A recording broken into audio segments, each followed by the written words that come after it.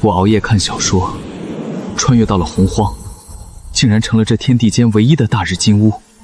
天帝给我赐名浮光，从此再无帝爵太一。虽说是既来之，则安之，但洪荒太危险了，稍微一不注意就会着了道。我必须稳健行事，这样才能多纳几方道友，逍遥长生。若是按照洪荒大势，帝俊与羲和长息两位太阴仙子乃是天定道侣，此时我却是唯一的大日金乌，再无帝俊。那么，羲和长息两位太阴仙子是我的命定道侣？哦吼，白捡两个漂亮仙子当老婆，我更得稳健行事了，莫让家人独守空房。此时道魔之争胜负已分，红军即将正道成胜，我可以提前谋划，多拿点天道功德。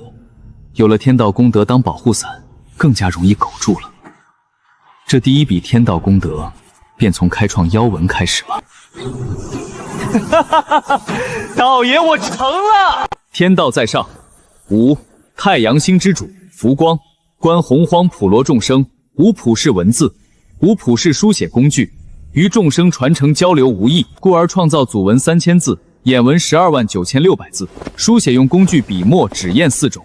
今日功德圆满，特上禀天道，下知众生。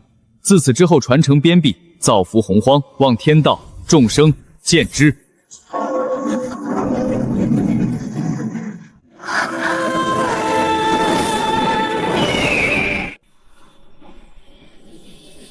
想不到太阳星有浮光道友如此生灵，开创文字，造福洪荒，实在难能可对。姐姐，我怎么感觉我对浮光道友有种天然的好感呀？盘古大神开辟洪荒天地之前，阴阳本是一体，我们与他又恰巧各自占据太阳、太阴二星，同为星空之主，冥冥之中便注定了我们与他乃是同道。姐姐，那岂不是说我们姐妹都将与那浮光结为道侣？你好像很期待的样子。我只是觉得浮光道友很好，有种想跟他亲近的冲动。你这妮子，这面还没见呢，你魂就丢了？姐姐，你我姐妹连心，你难道不是这么想的吗？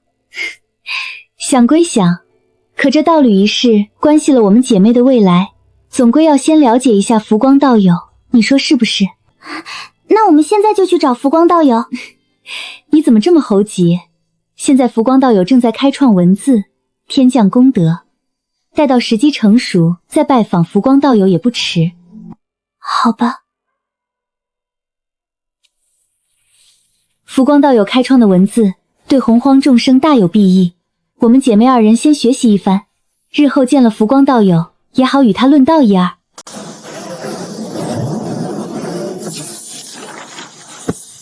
我所研制的笔墨纸砚，在天道功德之下，竟然全部演化成为了极品后天功德灵宝，发财了这是！接下来就好好的在太阳星闭关，好好的参修太阳大道，争取早日获得太阳星的彻底认可，正得食阳神的果位。另外也好好的推演完善年、月、日、时辰的刻度，为洪荒天地划分详细的时间刻度，这又是巨大的天道功德收获。这10个元会过去了，我鼓捣了诸多小玩意儿，获得不少天道功德，凝聚功德金轮。现在我是天道眷顾之人，应该没人敢轻易动我了。吾乃红军，参悟无上大道，今日正得混元正果，得道成圣，将在10000年后顺应天命，于33天外天混沌紫霄宫为众生开讲大道，有缘者皆可来听。红军成圣了，他将于混沌紫霄宫讲道3次，这也是不小的机缘，不能错过了。等等，混沌之中有诸多凶险，我得小心一点。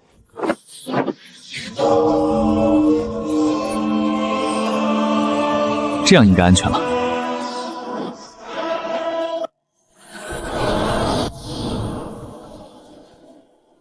姐姐，红军成圣，在混沌紫霄宫讲道，我们也去听一听圣人讲道吧。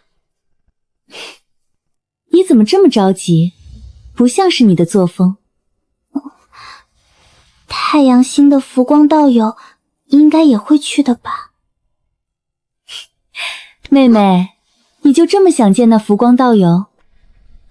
姐姐，我知道你也想见浮光道友，别废话了，我们快去吧，不然别人占了好位置，我们就看不到浮光道友了。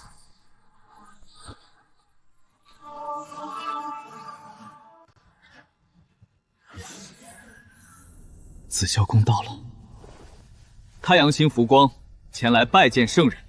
坏了，我等来到紫霄宫，忘记给圣人行礼了。速速补上礼节，不要唐突了圣人。哼，装腔作势。东王宫先天第一缕阳气所化，在圣人一讲道之后，成为南仙之首，建立仙庭，最后覆灭在帝俊和太医手中。不知道这一世他的命运会如何。万年之期已至，圣人讲道即将开始，请诸位道友入紫霄宫。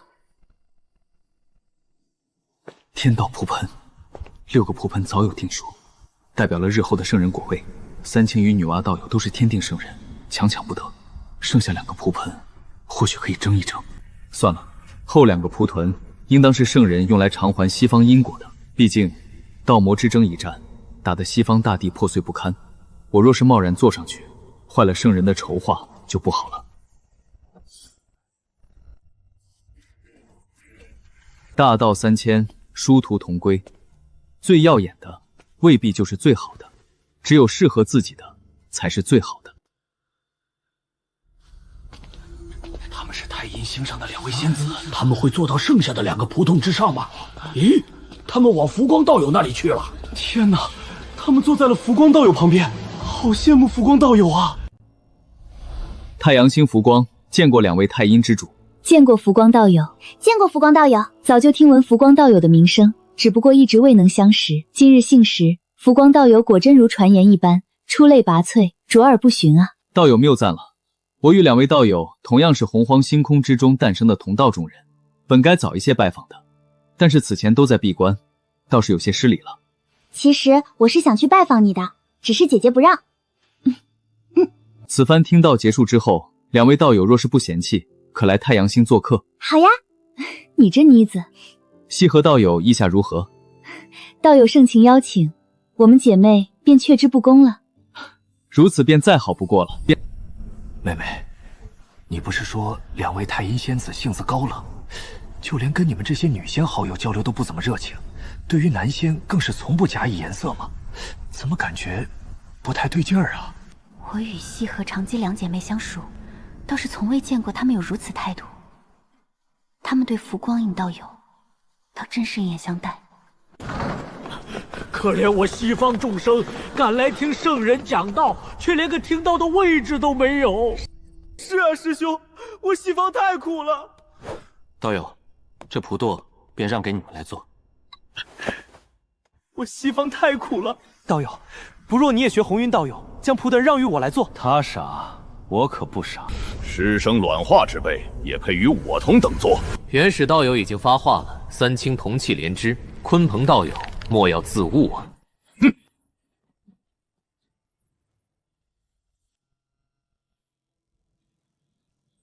今后座位就此定下，不可更改。好家伙，方才红云、鲲鹏都落座了之后，圣人不出现，现在接引和准皮坑蒙拐骗，得了天道蒲团之后，圣人就直接现身宣布座位已定。果然啊，这是圣人的安排。还好我没有贸然参与天道蒲船之争，不然真就坏了圣人的手画。我还是按照我自己的步子往前走就行了。现在吾将讲道3000年，尔等细细听讲，莫要分心。谢圣人。为少求。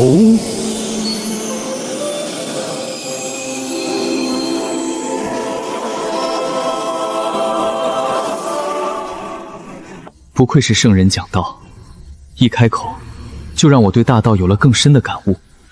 我需细细听讲，领悟更多。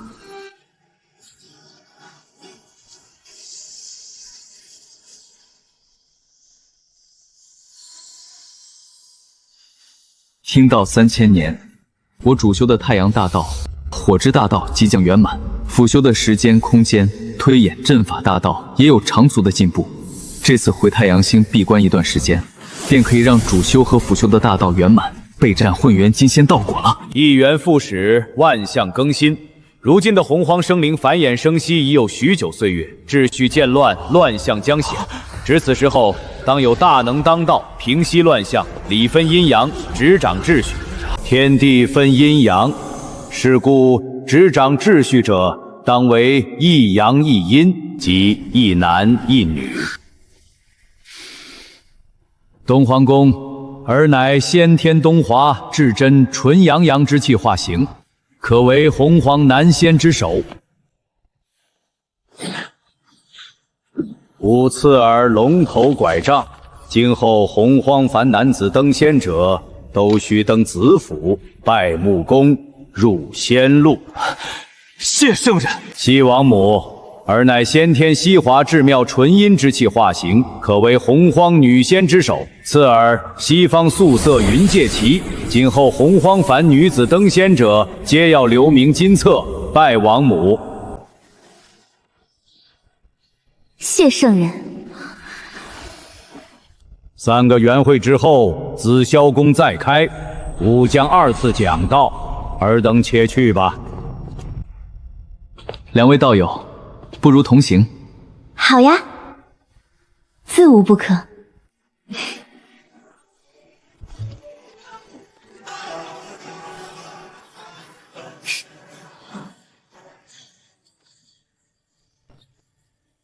圣人再封南仙之首，第一眼看向了浮光。难不成这浮光也有资格当南仙之首？哼，此时有太阴2位仙子环绕，出尽了风头。待我成了大事，小小浮光也得给我俯首称臣。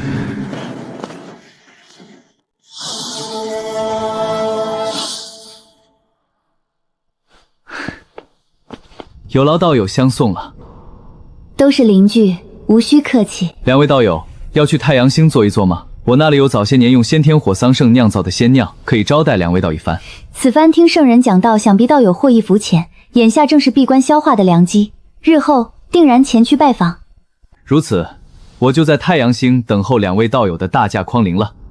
既然这样，那我就告辞了，后会有期。后会有期。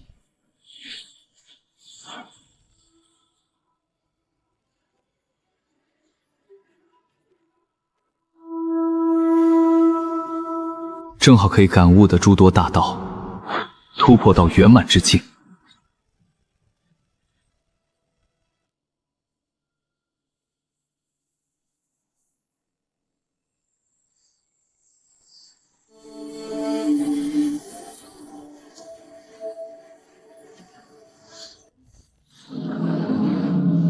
我的大罗道果已然圆满，接下来就要打磨法力、肉身、神通了，准备突破混沌金仙。最好是在第2次听到，更增几分底蕴后再才突破比较好。算了算时间，混沌葫芦藤该出世了，其中该有我的一份机缘。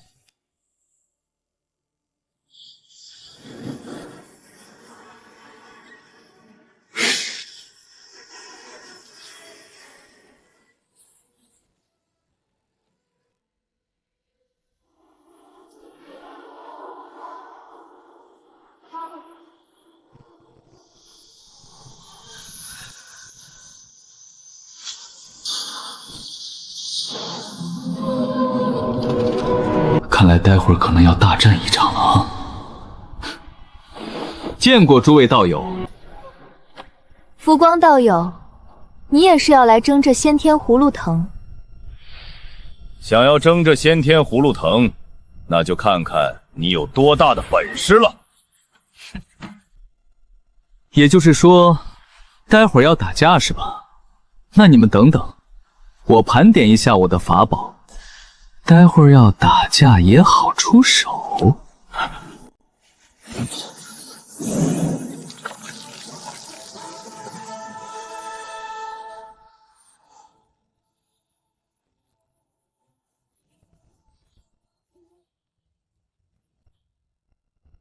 各位道友，还请不要紧张。我感应机缘来此，本来以为收获机缘应当顺利，但是不曾想，不仅我一人与宝物有缘，大家都在这里，证明大家都是有缘人，想必也不会有人想放弃。待会儿势必要争斗一番。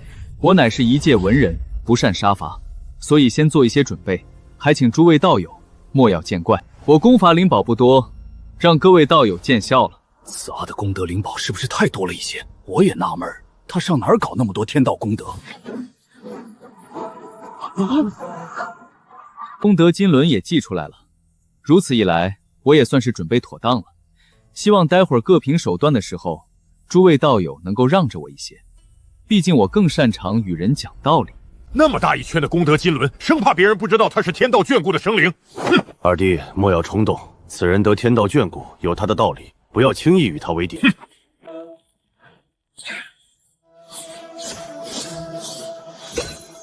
灵宝有灵，这些葫芦是自动认主了，竟然还有一个，看来我的运道属实不错啊！灵宝自动认主，此番机缘争夺理应到此为止。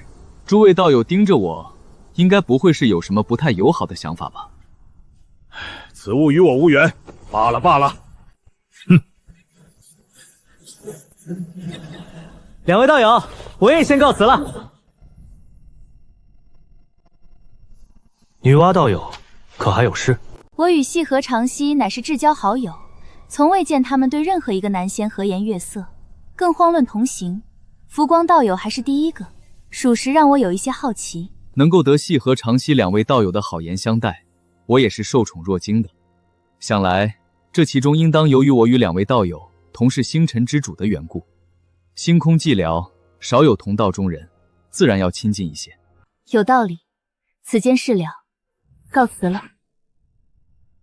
女娲是不是忘了葫芦藤和那9天犀毛，还是觉得我不会取走，然后回头再来拿？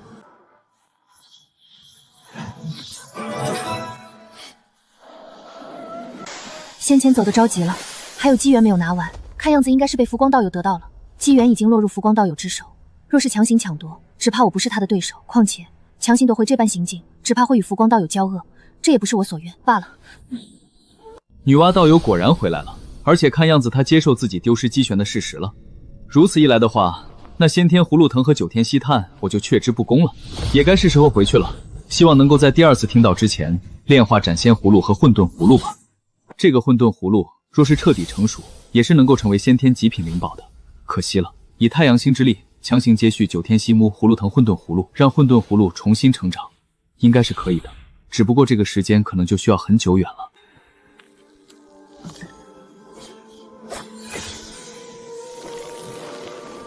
果然可行。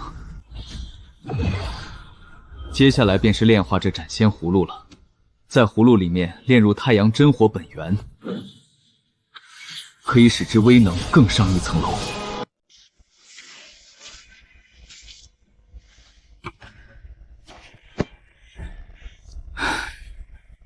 这1个元会里，斩仙葫芦早就炼好了，闲着无聊，写了不少好东西。再有7万年的时间，紫霄宫第2讲就要开始了。第2讲之后，洪荒之中的顶级强者境界将再度拔高一个层次，唯有准圣、混元金仙才能够站在金字塔顶端的位置。而第2讲过后的岁月，才算是真正的拉开亮节的序幕。也不知道东王宫什么时候才建立仙庭，不搞快一点的话，只怕巫族都要横空出世了。巫族以万族为食，那时候万族要遭老罪了。太阴星西河与妹妹长熙前来拜访浮光道友，不知道友可在？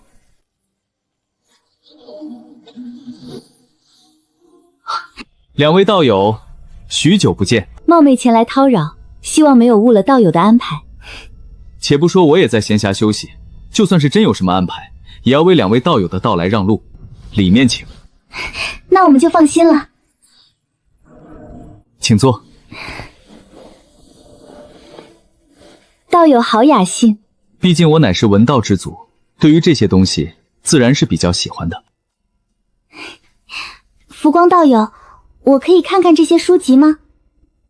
自然可以。若是道友喜欢看书的话，也可以去我金乌宫的藏书店那一关，里面有我写的说、画的漫画等等娱乐书籍，也有一些经典著作，还有一些功法、神通、法术书籍。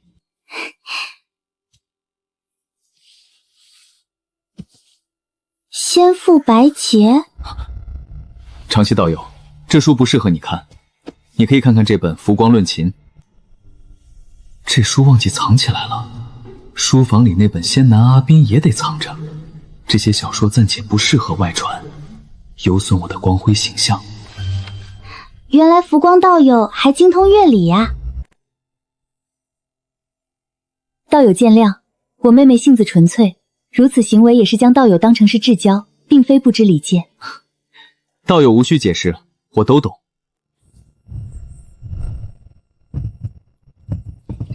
这是扶桑神树所结的第一批先天火桑氏，吃一颗能够灼炼元神、叩问道心，对于大罗道果也有一些好处。灼炼元神、叩问道心的灵果，这可是好东西呢。这是摘取先天月桂树开得最好的月梨花酿造的月桂酿，希望道友不要嫌弃。这可是闻名洪荒的仙酿，我求之不得，怎会嫌弃？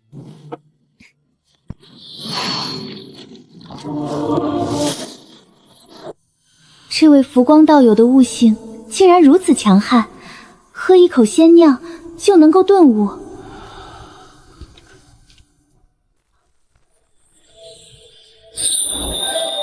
多谢道友的月桂酱，顿悟之后我获益颇甚。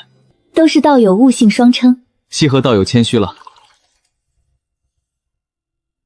道友可还记得那一位南仙之首东文公？自然是记得的。道友莫非知道一些那位南仙之首的近况？听闻一个元贡前，东皇宫广开子府门庭，吸收了不少的金仙、太乙金仙修士入他麾下，甚至还有好几尊大罗南仙也去投奔他。此外，东王公还2次登西昆仑，前去与西王母商议事情。看样子，东王公恐怕有自己谋划了。东文公开始收人了，这也就说明他开始筹备仙庭了。若是拉上西王母一起的话，统御洪荒南欧女仙，仙庭便是圣人钦定的洪荒正统了。对于东王公的举动，不知道有什么看法？东王公和西王母受封男仙之首、女仙之首，想要做一番事业，倒也是正常的。不过与我等无关。无关？难不成他东王公还想要管到我等先天神圣头上不成？若他真要如此，那我这么多法宝可就不长眼睛了。浮光道友这般霸气，不愧是太阳星之主，倒是让人有几分钦佩了。而且他似乎也有自己的谋划，只是不知道他的谋划是什么，是成为星空之主，还是成为这洪荒天地之主。姐姐，你看这段记载竟如此有趣，确实新奇，倒是从未听过。圣人2次讲道的时间到了，此番听到2位道友，不如同行。自无不可。好呀。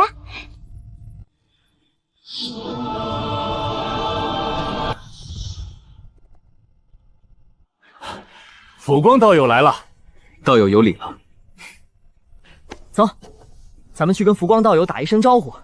他为人和善，挺好说话的，我早就想要结交一番了。你确定浮光道人为人和善，好说话吗？当然了。西河、长溪，浮光道友又见面了。女娲道友已是大罗金仙后期了，进境当真是快啊。浮光道友进境也不错，这位是我的兄长伏羲。见过浮光道友。久闻伏羲道友一手先天异术玄妙无穷，能窥天机，算无遗漏。我早就想要认识道友一番了。若有空闲，道友一定要来太阳星坐一坐。好，好，好，我一定去。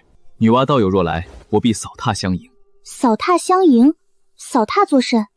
女娲道友，扫榻相迎就是表示很欢迎的意思。浮光道友开创文字，看来我也得好好学习一番了。不瞒2位道友，我的金乌宫之中也编纂了不少书籍，道友有兴趣的话，可以来探讨一下。哦，我定然会去拜读一番。就算你浮光身边聚拢了不少人又如何？但是圣人钦定的南仙之首是我，只要拉上西王母一起，我就占据着正统和大义的名分。这洪荒天地，终究是由我来管辖。东王公似乎对浮光道友有些芥蒂，若是我与他合作建立仙庭，以后怕是他要跟浮光道友对上。看来我还是得慎重啊。道友一直在暗中观察我，可是我身上有什么不妥之处？并无独妥，只是没有想到道友竟然也是喜欢广交好友的性格，此前完全没有想到这一点。我只是不太喜欢掺和到一些不重要的事情之中去而已。但正所谓多个朋友多条路，都是同道中人。原来如此，我懂了。浮光道友尽管内心有野望，欲要成就一番大业，但本身却并不是那种行事张扬、走霸道风格的皇者，而是走仁德引领众生的地道之路。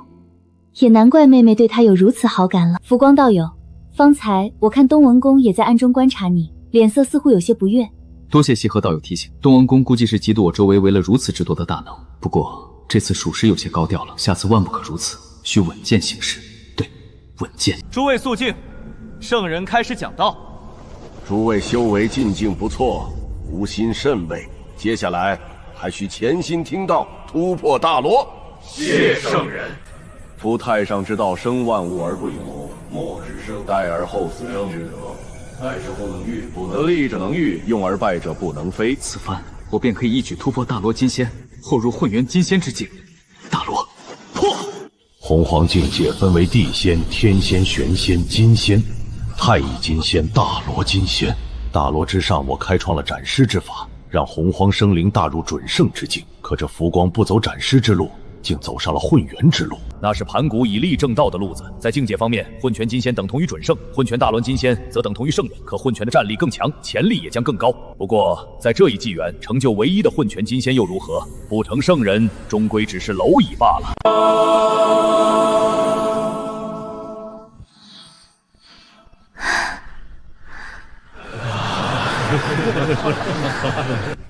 吾正道之后，立玄门为玄门之祖。在吾之门下，应当有弟子数名。二次讲道就收徒了吗？不应该是第三讲结束之后才是收徒分宝的吗？不过细微处有些不同，也是正常的。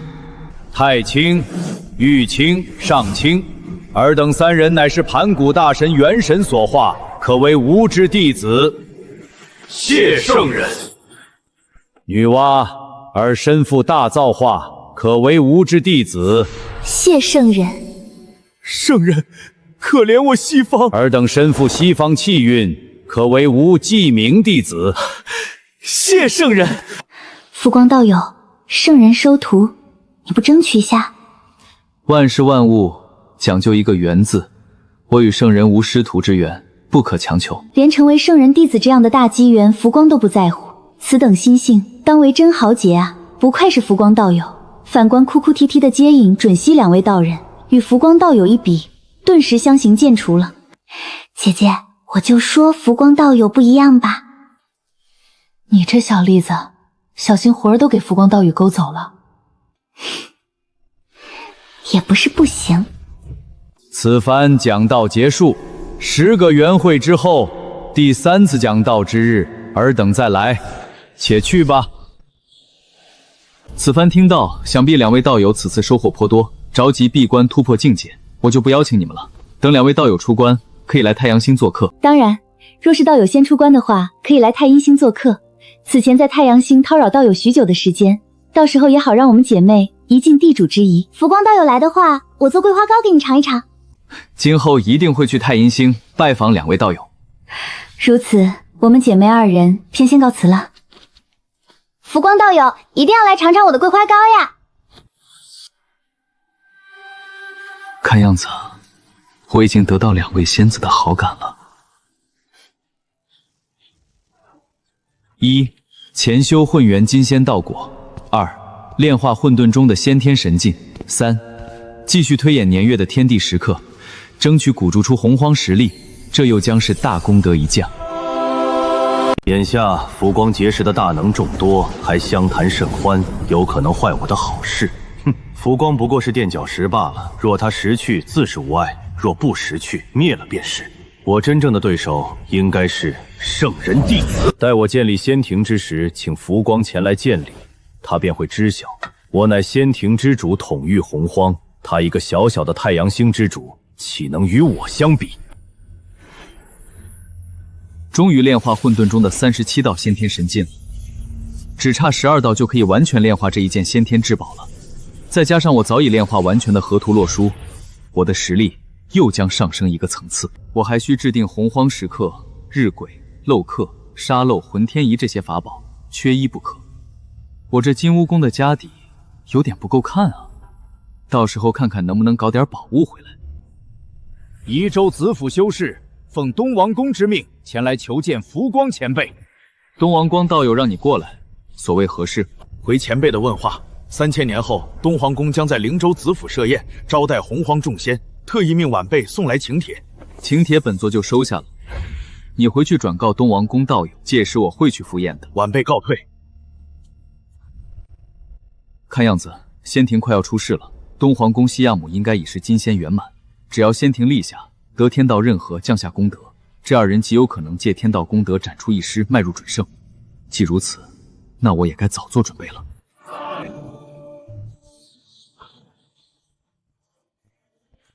两位道友怎么来了？浮光道友，上次说好了你来太阴星做客，可我和姐姐等了许久都不见你的身影，我们就只好过来了，希望不会打扰道友。还请两位道友见谅，我也是刚出关，正想着去太阴星拜访你们呢。既然二位来了，还请里面详聊。浮光道友，这是我做的桂花糕，你尝尝。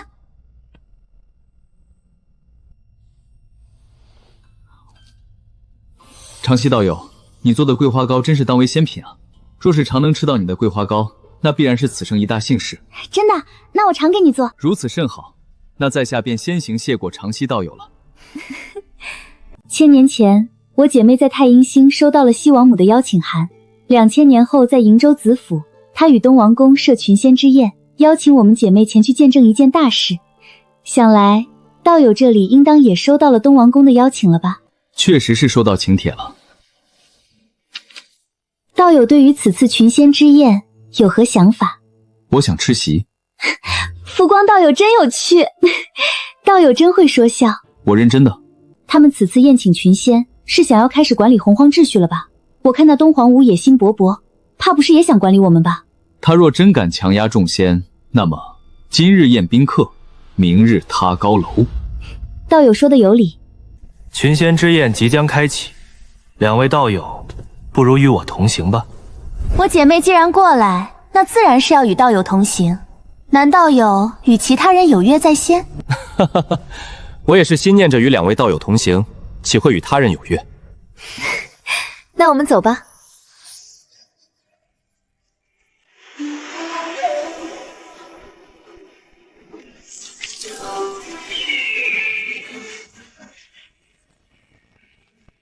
燃灯道友赠上品后天灵根1株，红云道友赠下品先天灵宝1件，镇元子道友道赠人参果3颗，女娲道友、伏羲道友道，太清道友、玉清道友、上清道友道，浮光道友、细河道友、长溪道友道。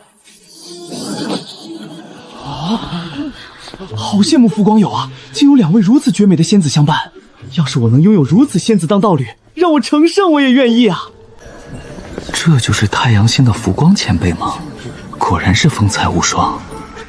他便是日后妖族的智者白泽吗？想不到竟然在这里遇到了。承蒙诸位道友赏脸，今日前来赴宴。此次的群仙盛宴，除了与诸位道友相聚论道之外，还有一件要事，想要诸位道友共同见证。承蒙圣人垂青，封我与西王母道友为众仙之首。今日吾二人也当正式担责，不负圣人期望。天道在上，我等领圣人之命，奉天道之恩泽，执掌天地秩序，梳理乾坤阴阳，使万物生长。今特立仙庭，以便管理，造物洪荒天地与众生，望天道见之。仙庭立。仙庭立。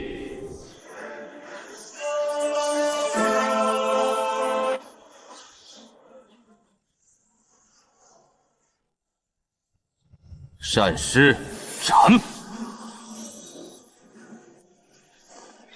善师斩！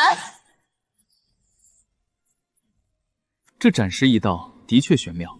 我若是与西河长啸结成道侣，他们两人将来斩三师之后，三师也都是真正的修士，等于是我一下子就有了好似6胞胎的道侣，再加上两人的本尊，那就是8个。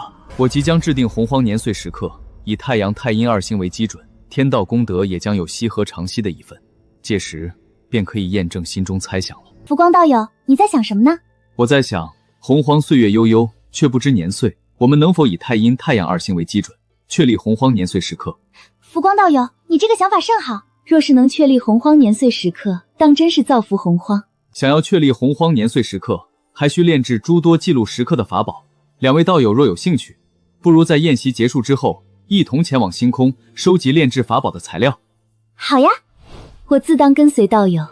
甚好甚好。现在仙庭已立，宴席也即将结束，不如我们现在就出发吧。就依长息道友。东皇宫西王母，宴席结束，多谢款待，我等告辞。我等告辞。3位道友慢走。走。出发。浮光与西河长息3位道友还真是形影相随啊。如今我们已是仙庭之主，统御洪荒，自当有大批追随者。你且看，东皇宫西王母2位前辈，我等先行离去，告辞。我等先行离去，告辞。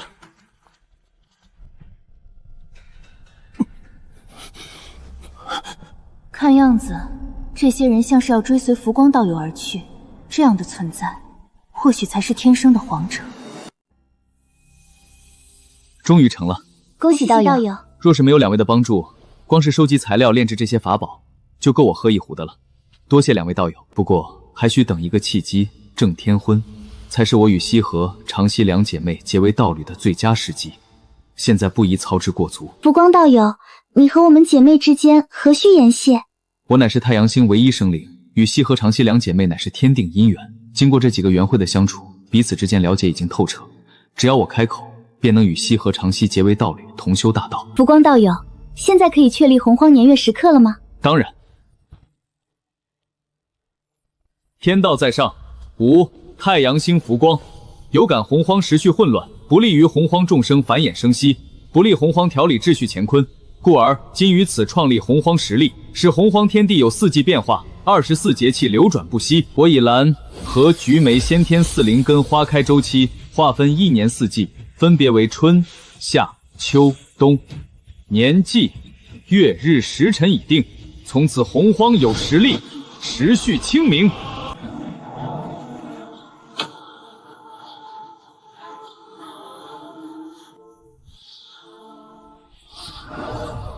多谢前辈造化之恩。你们且退至一旁。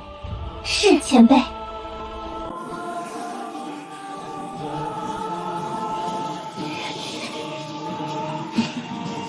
善师斩。多谢道友提携，多谢浮光道友。我们之间何须言谢？浮光道友，你好生厉害呀！上面至少还有60%的天道功德，你得了这些天道功德，恐怕直接成了圣人之下第1人了吧？浮光道友确立洪荒实力，如此海量的功德，他的实力将到达一个怎样恐怖的地步？不愧是浮光道友啊，真当是英雄也。能得到天道回应，并且直接投影天地，浮光道友此番收获，肯定也极为巨大。令人羡慕啊！好个浮光，好个洪荒实力，哈哈哈哈！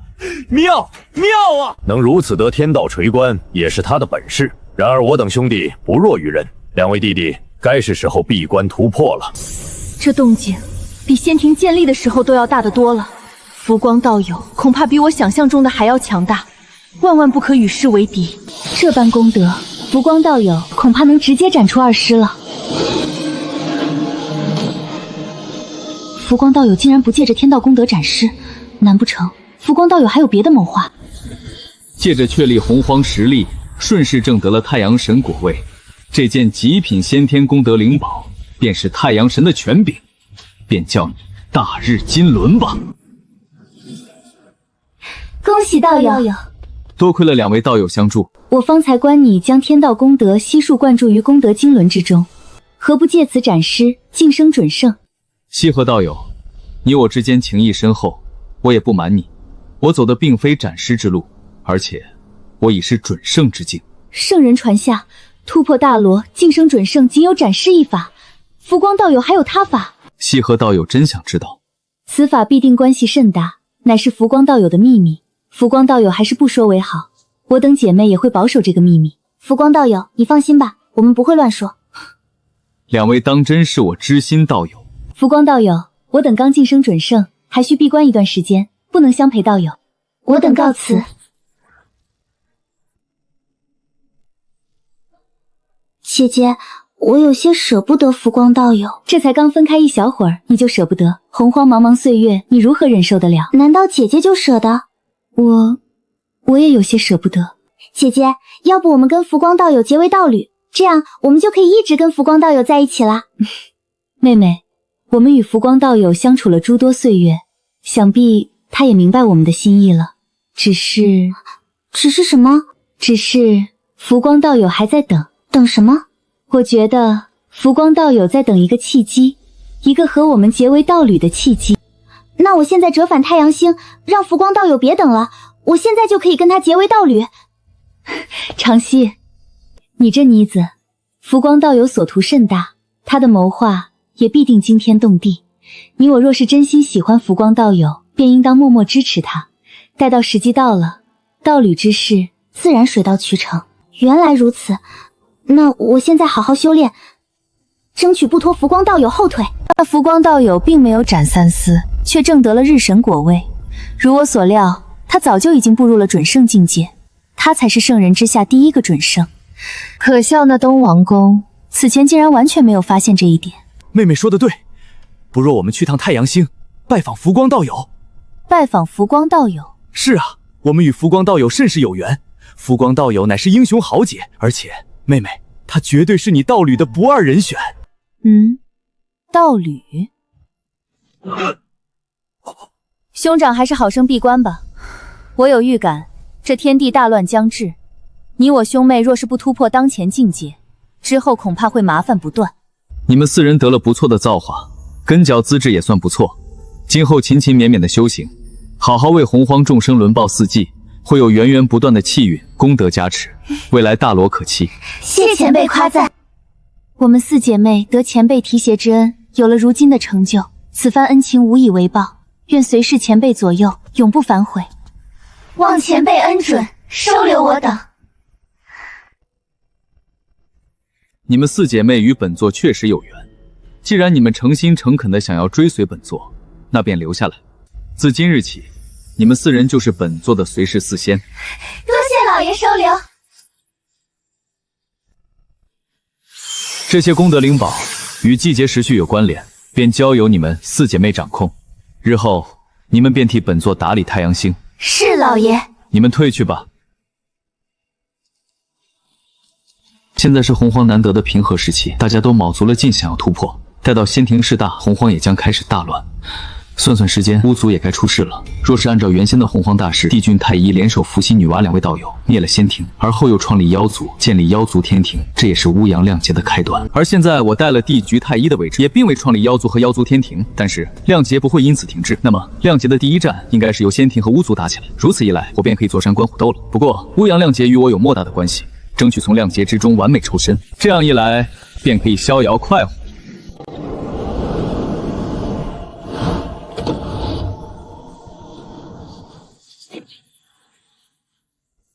想不到今日竟有如此之多的贵客到来。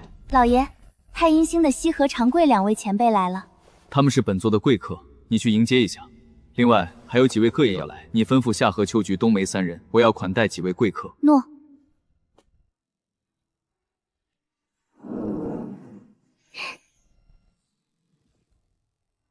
春兰见过两位太阴星主，看样子你们四姐妹是在浮光道友的座下修行了。承蒙老爷不嫌弃，我们四姐妹在化形之后便作为随侍四仙追随老爷左右了。另外三人呢？老爷吩咐他们在殿中设宴，说是要款待几位贵客。今天还有道友来拜访浮光道友不成？老爷说了，确实还有其他贵客，只是我等还不知道具体身份。看来今天会见到一些老朋友也说不定。春兰，前面引路吧。两位道友，我等候多时，还请入座。浮光道友，这10万年中，道友心中有没有念起我们姐妹二人？日思夜想。妹妹，莫要失了礼节。知道了，姐姐。浮光道友，今日还有其他道友要来。人已经来了。有朋自远方来，不亦乐乎？4位道友来我太阳星做客，有失远迎，还请恕罪。哈哈哈哈，道友客气了，伏羲跟舍妹前来叨扰，希望道友见谅了。浮光道友，我红云和镇元子道兄不请自来，望道友海涵。冒昧造访，道友还请恕罪。各位道友来做客是给我面子，怎么能说是打扰呢？来，快坐坐。几位竟凑巧都在今日前来太阳星，我猜想洪荒之中可是有让几位道友眼不见心不烦的事，还不是因为那仙庭的东王宫？哦，仙庭东王宫，还请伏羲道友细细道来。此事说起来，我的心中就忽有火气。伏羲道友慢慢说。那东王宫建立仙庭，欲要一统洪荒众生，我等一心直求大道，并不想要掺和到这些繁琐之事里面去。但是那东王宫3番5次派人的爱来请吾与舍妹入仙庭，哪怕是一再拒绝，他也依旧不断的派人过来，着实令人烦不胜烦，这才与舍妹一同前来拜访道友。原来如此，两位道友也是如此。正如伏羲道友所说，这东皇宫竟然整这一出，这不是摆明要得罪许多大神通者吗？还是说他真的觉得自己可以力压众多先天圣圣？等到那东王宫真的一统洪荒天地之后，吾等还能够有安生日子过？浮光道友，此事该如何应对？不必管他。面对势大的仙庭，浮光道友依旧有底气和信心应对。浮光道友果然深藏不露。道友，可否说得明白一些？一统洪荒，驾驭众生，此等伟业岂能一直顺风顺水？如今的仙庭上升势头确实很强，但总有极限的。天道至公，仙庭想要主宰洪荒天地，统御寰宇众生，必然要经受一次次的磨难洗礼。若不能度过，如今的辉煌再如何都好，也不过是镜中花，水中月罢了。道友的意思是，如道友所想的那般，仙庭以如今之势发展下去，迟早会迎来一个仙庭无法轻易，甚至是根本无法战胜的对手。届时东元宫必然焦头烂额，自然无暇顾及各位道友了。仙庭再加上一个足以与仙庭对抗的对手，将会发生什么？诸位还看不明白吗？两大势力相争，大战必起，届时强者迭现，生灵涂炭。亮劫，亮劫何其恐怖！凶兽之劫，龙汉大劫，道魔相争，何其之多的先天神圣陨落！难不成现在亮劫又要开启了吗？我等现在不过准圣境界，亮劫之下，恐难独善其身。浮光道友，我们该如何应对？你们大可不必如此担忧。纵然亮劫恐怖，但只要你们安心修持自身，不惹是生非的话，定然能够安然无恙地度过数劫的。浮光道友这般似乎早有谋划，只是做了些许准备罢了。浮光道友恐怕不只是做了些许准备这么简单，他的命格贵不可言，乃是天生的帝皇至尊命格。仙庭他不放在眼里，难不成他所谋划的是天地至尊的宝座？原来如此，不愧是浮光道友，这一次我受教了。道友能够明白就好。兄长，你受教什么了？等回了不周山，我再跟你细说。大家都是朋友，难得聚在一起。我早些年闲来无事时，制作了一些用来消遣的小玩意儿，难得诸位道友相聚，大家一起玩一玩如何？我等6人皆是准圣大能，没想到浮光道友竟然一挥袖便将我等挪移，而且没有一个人能反应过来，他的实力究竟到了怎样的地步？浮光道友深藏不露啊，倒是叫大家见笑了。我身为太阳神，在这太阳星内的大千世界里面，有一些小小的权柄手段，不足为奇。诸位道友，这是我古道的围棋，诸位不如与棋盘上博弈一番，如何？好。浮光道友棋艺精湛，这一局是我输了。承让了，道友也不必沮丧。若不是道友初次下棋的话，我恐怕不是道友的对手。浮光道友，你之实力远在我之上，无论下多少次，我还是赢不了道友。女娲心服口服了。女娲道友谦虚了。我与兄长已经叨扰道友逼许久了，下次道友若来不周山，可到我的赌场，我必扫踏相迎。好，好，好。道友，我与镇元子也该回去了。道友慢走。这一次四位道友来金乌宫做客的事情，必定是会被东王公知晓。若是他气急败坏，对你悍然出手，你如何应对？东皇宫马上就要焦头烂额了，哪里还有空闲的余力来针对我？你就这么确定东王宫所遇到的对手能够遏制住如今已经越发势大的仙庭？看下就知道了。兄长此前与浮光道人打了一个哑谜，那是什么？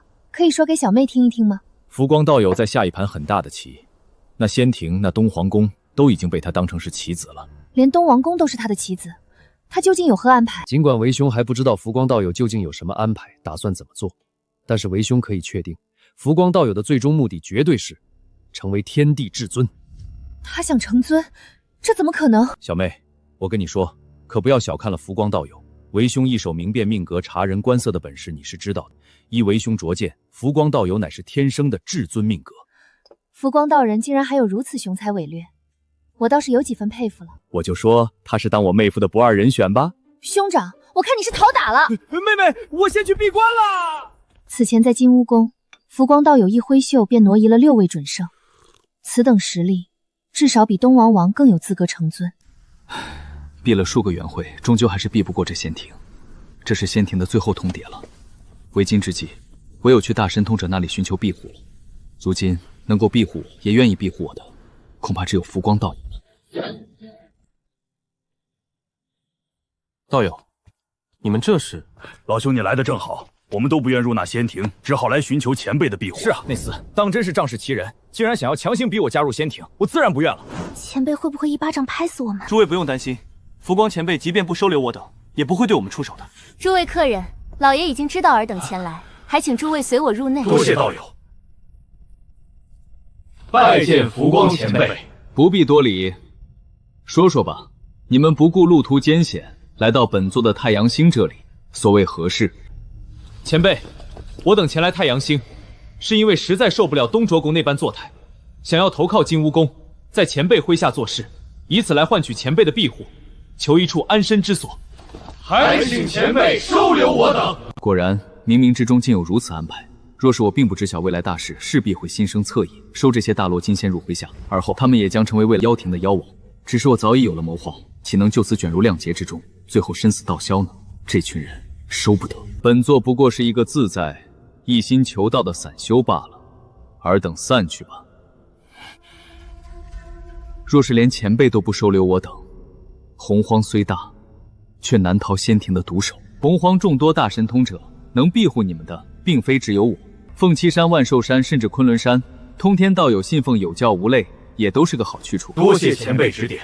尔等退去吧。白泽道友，你是有名的智者，现在有何打算？我能察觉浮光前辈与我们有缘，但浮光前辈不收留我等，必然有他的苦衷，因此他给我们指了几个去处。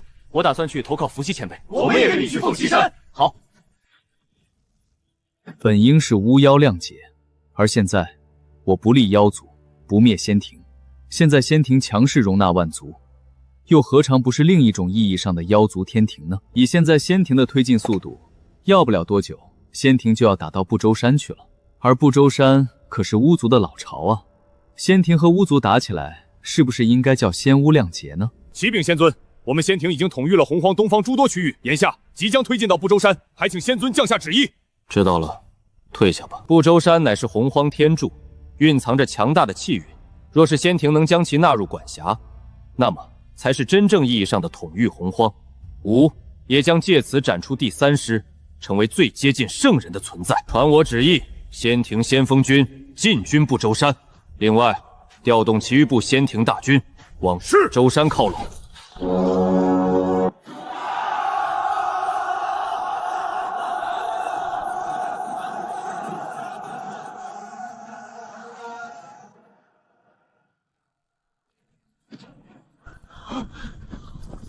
乃巫族之地，外族止步！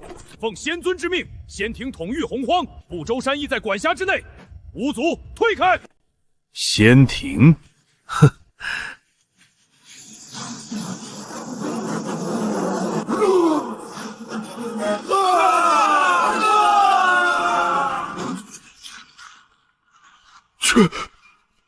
全没了！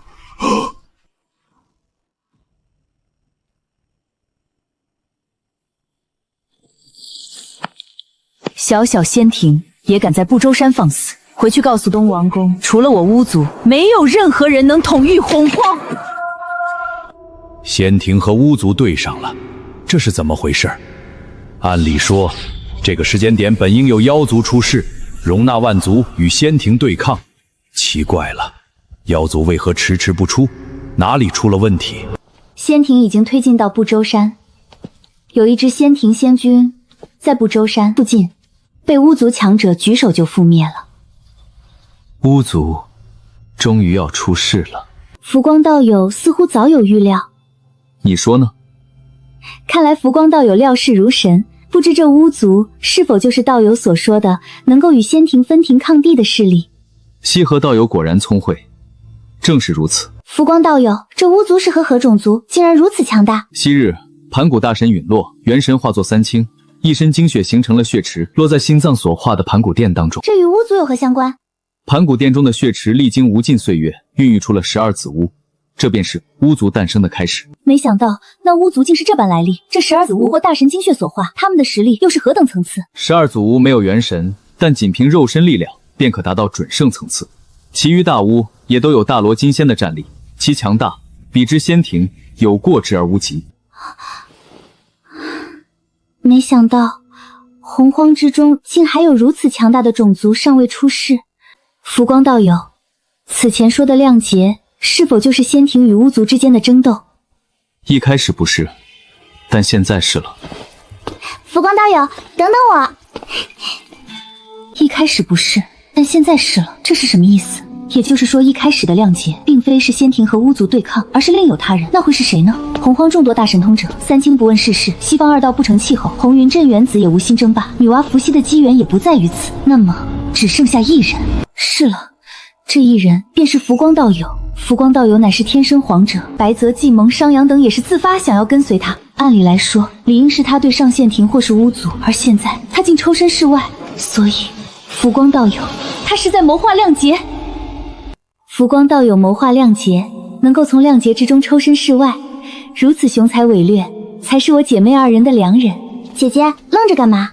西河道友，方才可是有所悟？的确有所悟，以往不知道有谋划，今日明悟，方知道有雄才伟略，实在佩服。西河道友不妨推演一番接下来的局势发展。以东广谷的性子，仙庭先锋军被覆灭，他必定再度动大军与巫族开战，届时两败俱伤，亮劫真正开启。西河道友此番推演对了一半。对了一半，还请浮光道友指教。仙庭与巫族开战是必然，然而并非两败俱伤，而是仙庭完败。仙庭完败？不错，仙庭现在的高端战力远不足与巫族抗衡。另外，圣人三讲道还未开始，教化洪荒之功尚未圆满，圣人不会任由两方势力打得天昏地暗的。是我片面了。那仙庭和巫族之间大战什么时候会彻底爆发？圣人三讲道之后，身合天道，洪荒将有大神通者正道成圣，巫族和仙庭之间的大战也将彻底爆发。我们该如何自处？我们有句话说得好，我们三个把日子过好比什么都强。我们三个？浮光道友，你的意思是？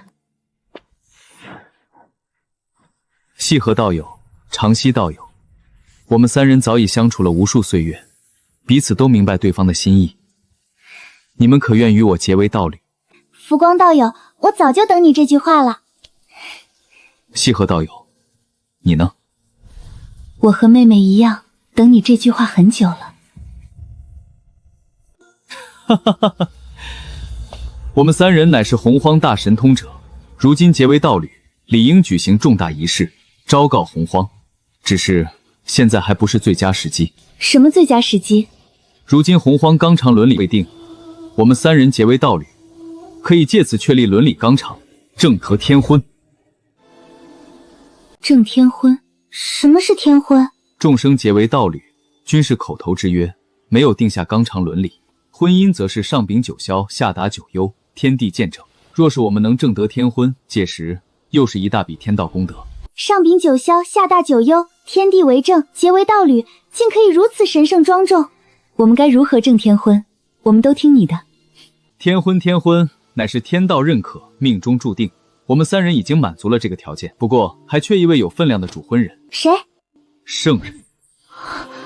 所以你是想在圣人第3次讲道时，请圣人为我们证婚？正是如此。此番距离圣人3讲道尚有些时月，依和长息，我已在寝宫之中略备薄酒，不如共饮美酒，而后共论大道。我们听夫君的好。两位娘子，请。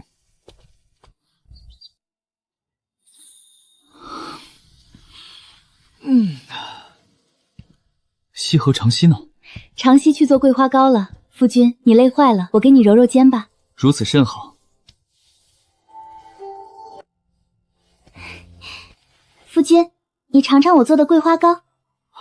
好极了。夫君喜欢便好。此等生活当真是逍遥自在，又有貌美如花的道气相伴，这日子当真是惬意啊。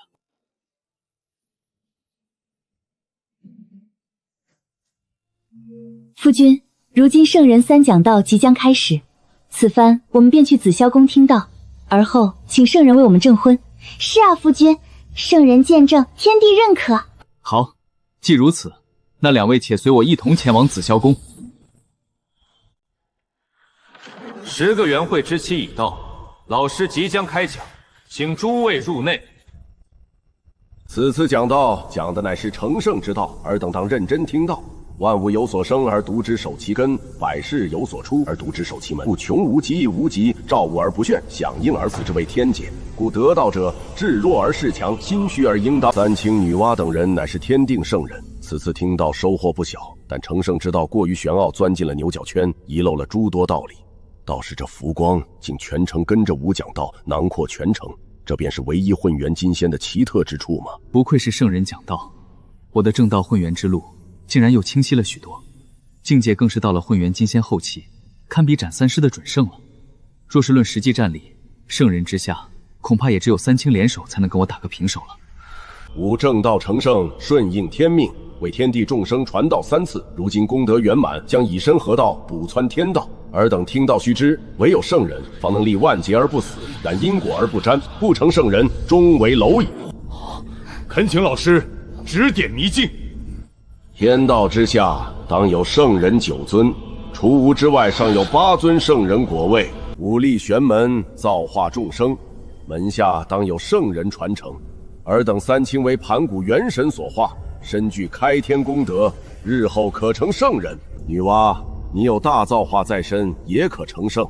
老师，我师兄弟2人命苦啊！你们师兄弟2人身负洪荒气运，好生经营西方，亦有成圣之可能。此鸿蒙子气乃是成圣之根基，吾得7道，6道赐给吾门下弟子。多谢老师。这一道鸿蒙子气便交由其自行择主，有缘者皆可得到。成圣之机选择了我。鸿运老兄，这鸿蒙子气的水太深了，你把握不住的。恭喜鸿云兄获得鸿蒙子气，实在是意外之喜。看来红云命中有此一劫，到时候这道鸿蒙子气又将去向何处？修行不易，劫数难测。汝等既是吾之紫霄宫中有缘人，吾在分宝崖上放置了诸多法宝，尔等可去凭缘法取之。诸位请随我来。夫君，我们一同前去吧。两位娘子，圣人留我在此，你们先去宝崖吧。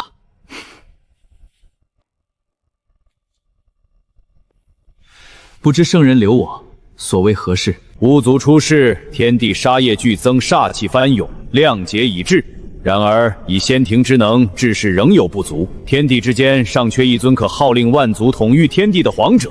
圣人这话什么意思？难不成是让我去统御万族？我可不想卷入亮劫之中啊！禀圣人，东王公乃是您钦定的南仙之首，创立仙庭，已有统御洪荒之能，灭巫族也只是时间问题。东皇宫命格有缺，仙庭根基不稳，难以真正统御洪荒。其实，我现在只想去分宝崖分宝。吾都这般暗示了，浮光竟然硬是不接茬儿罢了。此宝虽有极致的攻伐之力，也可以镇压气运，但是更大的作用在于划定天地秩序与规则。若能悟透其中天规地法，可得大功德。这个是好宝贝。乾坤鼎有逆反先天之能，若能寻得本源成套的后天灵宝，可以将之逆反为先天灵宝，有助修士斩却三尸。洪荒修斩尸之法，斩尸最重要的就是灵宝的等级，这就造成了先天宝必然不足。乾坤鼎能逆转先天，这等于是掌握了后来者斩尸的命脉啊！另外，女娲造人之时，必须的9天西芒在我这儿。乾坤鼎若是还落在我的手里，那么造人的功德我也能得到一部分。女娲还要欠我一道成圣的人情，这可是莫大的机缘啊！圣人真是下了血本啊！噬神枪在上一纪元中受损，一条先天神镜破碎，坠落先天至宝之列，但底蕴犹存。若能修补其先天神镜，可让噬神枪重回先天不宝之列。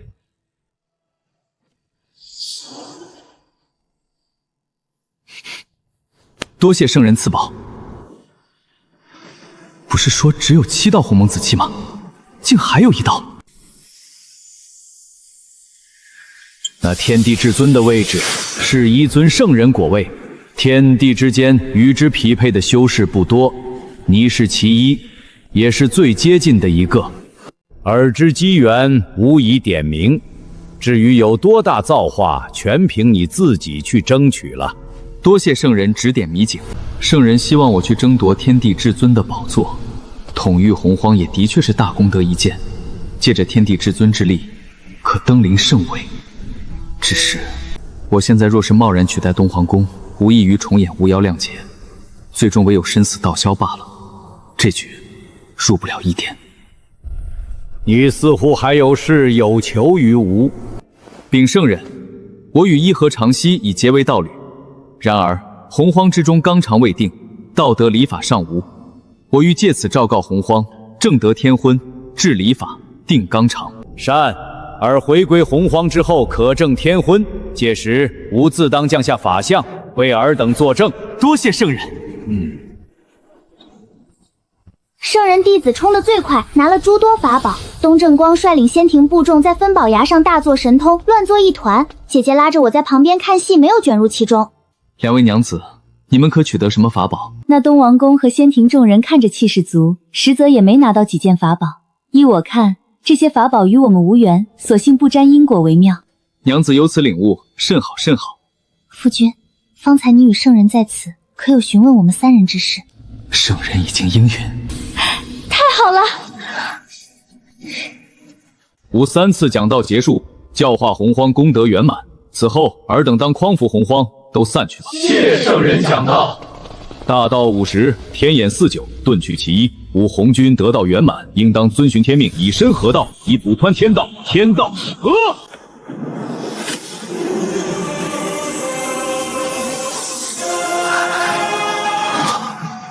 圣人补全了天道，一切众生皆在天道之下了。一旦入了天道，想要超脱，困难重重。走吧，我们回太阳星吧。浮光道友、西河道友、长息道友，浮光道友，我获得了一缕鸿蒙紫气，此番回城恐有劫难，恳请3位道友助我一臂之力。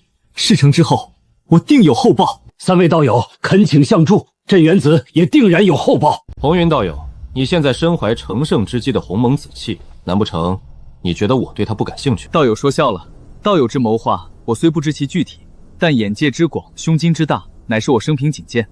道友实力强大，却仍不显山露水。若是道友真想要我的鸿蒙紫气，我也自当奉上。你倒是看得透彻。既然如此，我护送你到武装观，你便欠我一道阴管，来日你需偿还，这是自然。另外，亮劫将至，我也该展露一下我的实力，免得一些不长眼的宵小之辈想寻我麻烦了。走吧。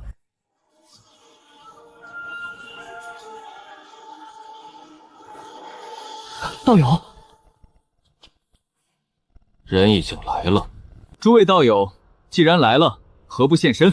红云匹夫，害得本座被你连累丢了圣位，此番因果，吾与你这贼道不死不休。红云，交出鸿蒙紫气，可饶你一命。红云，交出鸿蒙紫气，本尊许你仙庭一人之下，万人之上的尊位。诸位既来此，想必也不会轻易罢休了。我也不想放弃到手的成圣之机，既如此，能不能夺走这鸿蒙紫气，就看诸位的本事了。冥顽不灵，鸿蒙紫气有缘者得之。红云，你与圣位有缘无分，不交出鸿蒙紫气，简直是自寻死路。浮光道友，尔要参与此事，要护红云这厮，不错。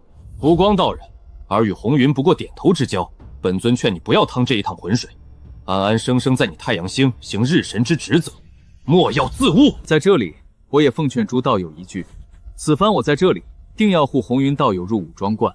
为了避免诸位同当之间的和气，就此退去，相安无事。往前一步，生死难料。红云道友乃是我的至交好友，他既然求了我出手相助，我自然不会坐视不理。今日红云必须要将成圣之机留下，你浮光道人保不住他，本尊说的。不愧是仙庭之主，如今四海八荒之中的霸主之一啊！如此说来，诸位道友是要与我等做一场了。既然诸位道友不听劝告，那我等人也就只好一展拳脚了。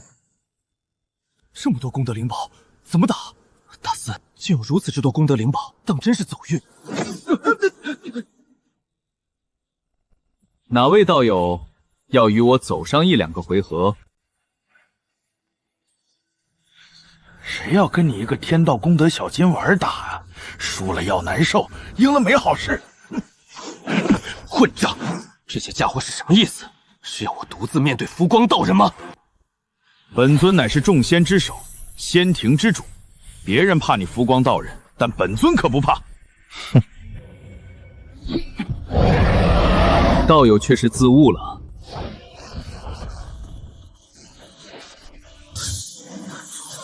一书一世界，请道友入吾书中畅游。怎么可能？你怎会有如此实力？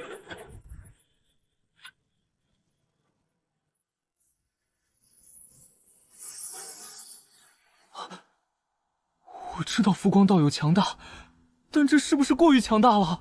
浮光道友的实力已臻至化境，难不成他已经斩了3术吗？想不到浮光道友的实力已经达到如此境界，洪荒之中还有谁能匹敌？恐怕唯有三清联手，才能勉强与浮光道友打个平手吧。罢了，此道机缘却是与我无缘了，势不可为，不如归去。红云匹人，我不信浮光道人能一直护着你。哼，今日你命大，就先放一马。哼，这两人不出手比划比划吗？他们自知不敌，自当离去。原来如此。此番多谢浮光道友相助了，红云道友不必多礼。此处不是闲聊之所，不如我等换个地方。好，浮光道友，不如到我五珠观一坐，让我与红云一尽地主之谊。哈哈，正合我意。镇元子道友的人参quả，我可是嘴馋许久了啊！既然如此，我便备足人参果，宴请浮光道友与2位太阴仙子。这边请。如此甚好。此事绝不算完。待本座壮大仙庭，斩3户，再取得红云的鸿蒙紫气，参悟玄机，一举正道。浮光，届时今日之辱，他日定当100倍奉还于你。此番能够顺利回到武装关，有劳3位道友的出手不助了，我不胜感激，无以言表。我先干为敬了。红云道友客气了，举手之劳，何足挂齿。此番尤其仰料浮光道友的帮助，大恩红云牢记于心。今后但有差遣，浮光道友尽管吩咐。些许小事罢了，道友不必如此。此番道友能够安然无恙，值得庆贺。诸位举杯，干了！浮光道友，这里面便是上好的人参果，管够。多谢道友，难得大家相聚于此，不如论道一番。是。3位道友，慢走。道友今后行走洪荒，切记要小心行事。多谢道友提醒，我懂的。浮光道友3人还真的是形影不离，如胶似漆一般啊！他们这是结成道侣了吗？你这么好奇，何不去直接向那3位打听打听呢？不去，我怕挨揍。你说我什么时候才能够参悟透彻这鸿蒙子系？不知道。放心吧，等我参透成圣之机，定然会罩着你的。到时候四海八荒，你横着走都可以。那我可以招惹浮光道友吗？浮光道友是我恩人，你要是招惹了浮光道友，我只能先揍你一顿了。夫君，我能察觉红云道友身上牵扯了诸多因果，而且这些因果都是诸多大囊出手帮他，便是主动入局。夫君能为我解惑，我也有此疑问。你们所说的，是否是红云遭那鲲鹏记恨，又身怀鸿蒙子气的因果？正是。你们只知其一，不知其二。鸿蒙子气这般因果，那是机缘巧合。主要是你们可知鲲鹏为何记恨红云道友？我知道，其根源在于圣人一讲道时，6道蒲凳，红云让了其一给接引道人，鲲鹏的位置也因此遭接引准皮抢了去。正是如此，这也是我要帮红云道友的原因所在。这是为何？你们细想，红云让座，让的是何人？让的是接引准提2人。这接引准提坐在蒲团之上，得了圣人怜悯，收为记名弟子，而后又获得鸿蒙子气，有机会证得圣人果位。那么，红云看似让的是蒲敦，实际上呢？红云让的是圣位。不错，所以西方2位道人若是能够证道成圣，那么他们是要欠红云一个圣位因果的。若是红云身死道消，这等因果岂不是平白消失了？现在夫君救下红云，红云欠了夫君一个天大的因果，一来一回，也就是说，即便将来接引准阴2人成圣，夫君也能与之周旋。也就是我们这种亲密关系，我才会透露一二。夫君当真是算无极策啊！夫君行事所谋之甚远，我甚是佩服。你们现在皆是斩2师的境界，接下来我们正天婚，借天道功德，让你们一举斩去第3师。听夫君安排。我太阳星浮光，我太阴星系合，太阴星长息。天道在上，今日奉日月为盟，招天地为鉴，吾等3人结为夫妻，上禀9天，下向9幽，天地共鉴，圣人作证。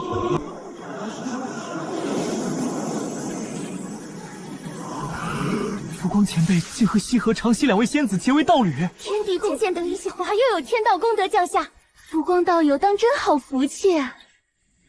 今光熙、浮光、长息3人结为七股夫妻，以正天婚，吾为见证。自此，纲常礼法确立，乃是洪荒一大喜事。浮光道友竟和西河、长息2位仙子修成了正果，那我妹妹岂不是落了空？兄长，我看你是讨打了。我有强烈的感觉，此宝与这桩天婚有缘。此番浮光正天婚，他的实力恐怕又将上升一个层次了。从此，圣人不出，恐怕无人能够制衡浮光道友了。红绣球也齐了，这桩天婚功德圆满了。自我施展，见过夫君。甚好，甚好。自我施展。见过道友，这道人情是我欠了浮光的。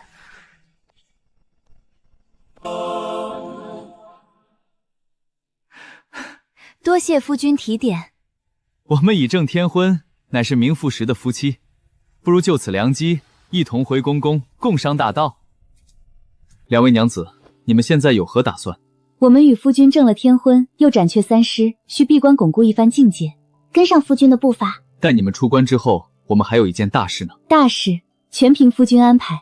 甚好，甚好。天婚已正，此刻最要紧的是将我混元金仙境界从后期提升到圆满，真正做到圣人之下第一。这3件法宝也要尽快炼化，尤其是神枪，用斩仙葫芦、混沌葫芦将之修补好，重回先天至宝品斗。届时若有哪个不长眼的家伙找麻烦，我可以让他尝尝先天至宝的威力。若我正得混元大罗生岩道果，鸿蒙子气顷刻便能炼化，进而摘取圣人果位。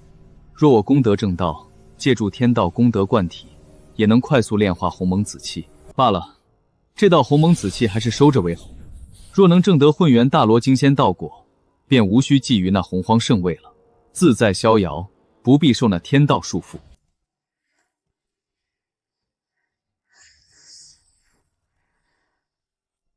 有那浮光道人护着，只怕那红云与我们师兄弟的因果难消了。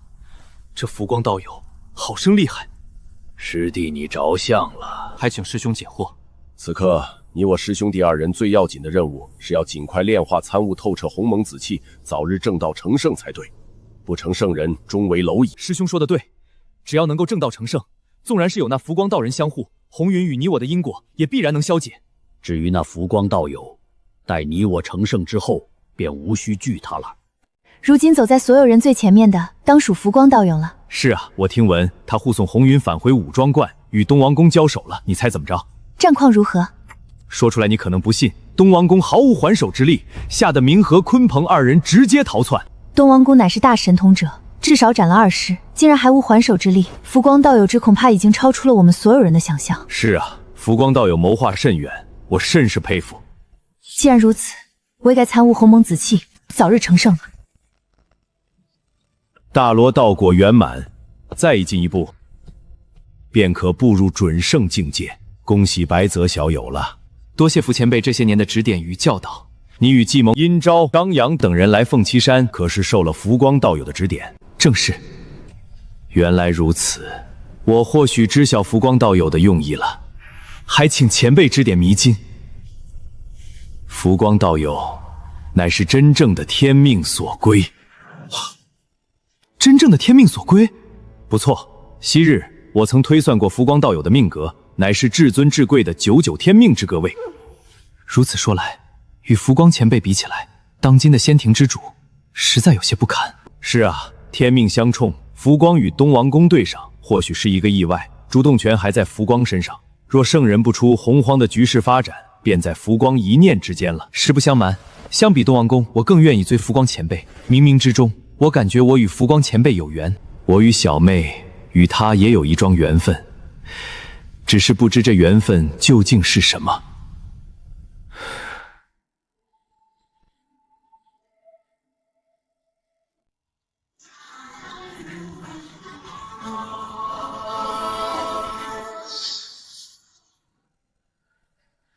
如今混元金仙道果已然圆满，再突破便是混元大罗金仙了。只是混元大罗道果需要莫大的机缘，以我现在的造化，尚不足以支持突破。这些岁月里，仙庭和巫族打了不少仗，死伤惨重。现在东王公学聪明，学会韬光养晦，招募万族，培养大罗，力邀各个大神通者，发展着实不错。西王母再加上东王公，再加上先后加入到仙庭之中的众多的大神通者，应该勉强可以顶得住巫族了。我也该出去走走了，酝酿一份造化，争取早日正道。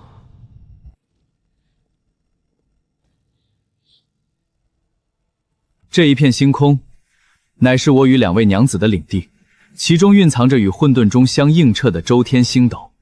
若能修补星空，加之周天星斗大阵护持，当是一桩造化。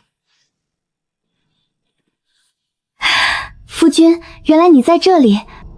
你们这么快就出关了？来的正是时候，我有件事需要2位娘子去做。听凭夫君安排。我也一样。甚好甚好，我需要你们去帮我采集周天星辰本源以及群星之精。这个任务不难，只是需要耗费一点时间。事不宜迟，我们出发吧，莫要延误了夫君的计划。有2位娘子协助，乃我之幸事啊。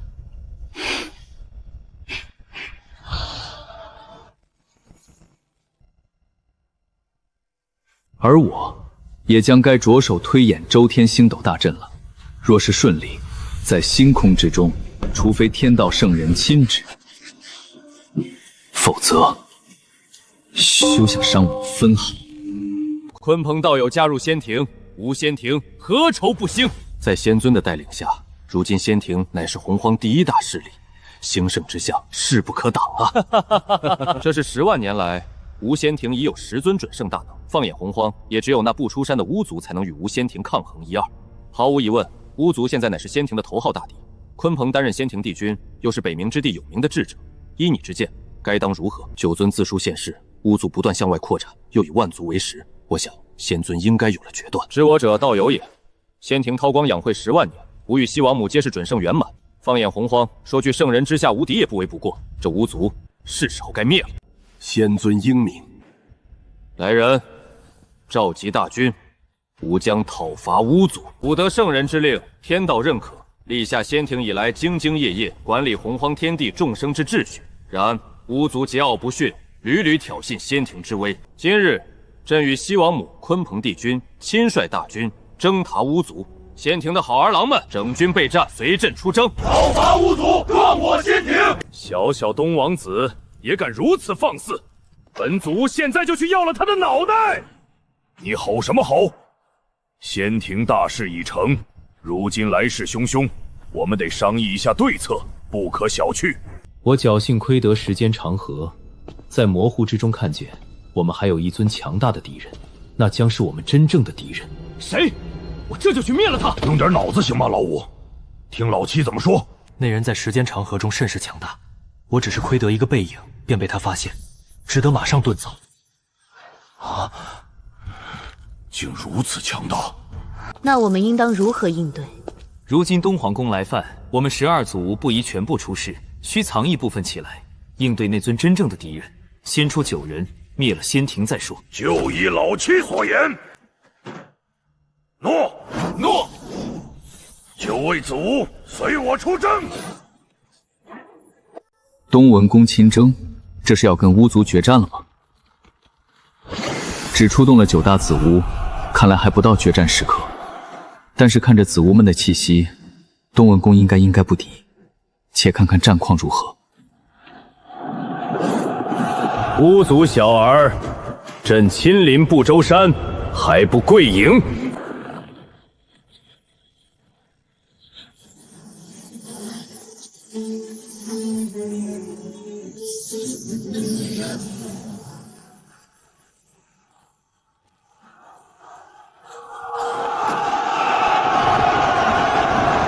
东王公，此前2战仙庭皆败，你们现在是给我们巫族送吃的吗？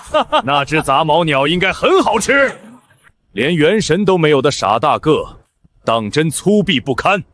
巫族小儿屡屡挑衅吾仙庭之威，今日若不臣服，便唯有灭族这一下场。灭族？那就看看我的拳头答不答应了。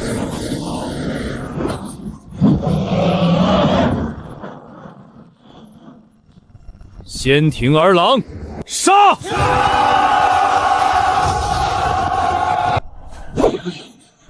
哼，这是要给你帝江大爷挠痒痒吗？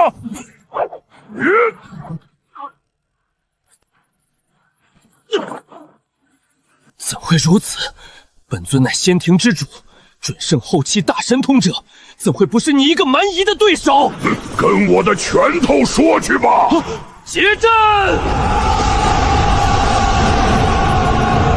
这已经有点万仙大阵的雏形了，勉强能跟祖巫碰一碰了吧？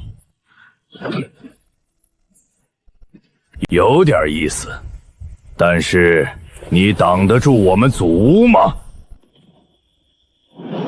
西王母，速速助吾！仙尊，我来助你。西王母，你的对手是我。老五、老七，随我破阵！是。想要一统洪荒，你也配受死吧！乃圣人钦定、道主亲封的南仙之首，帝江，你敢杀我？你不能杀我！什么狗屁仙庭之主，跟泥巴一样软烂！连东文公这等准圣都被祖巫轰死了，仙庭覆灭在即，我还是先走为妙。老四，你怎么让那杂毛鸟跑了？那杂毛鸟出了名的速度快，要追你去追。算了，不追了。东王公死了，没了仙庭，这些洪荒万族就都是我们的食材了，不愁没得吃。那儿还有个西王母呢，索性把西王母一并灭了。我本不过问仙庭之事，眼下东王宫身运道消，仙庭扑灭是迟早的事。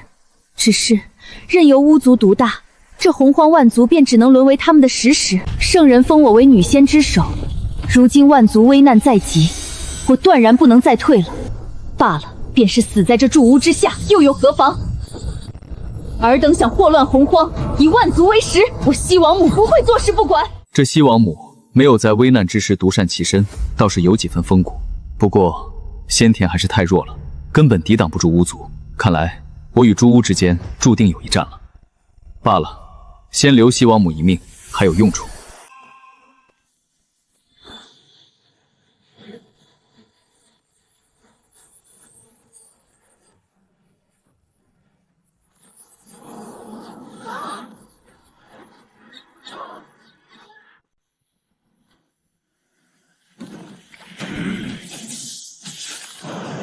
西王母，你今日便是仙庭覆灭之时，那我便战。谁？装神弄鬼！此人不在近处，手段隔空而来，我等竟无法溯源。洪荒之中何时出了如此人物？这是时间长河。什么？煮熟的鸭子飞了！此人手段通天，远在我等之上。而且他救走西王母，便是摆明了要与我巫族为敌。此人能驾驭时间长河，至少是时间之道的大成者，甚至有可能是……有屁快放！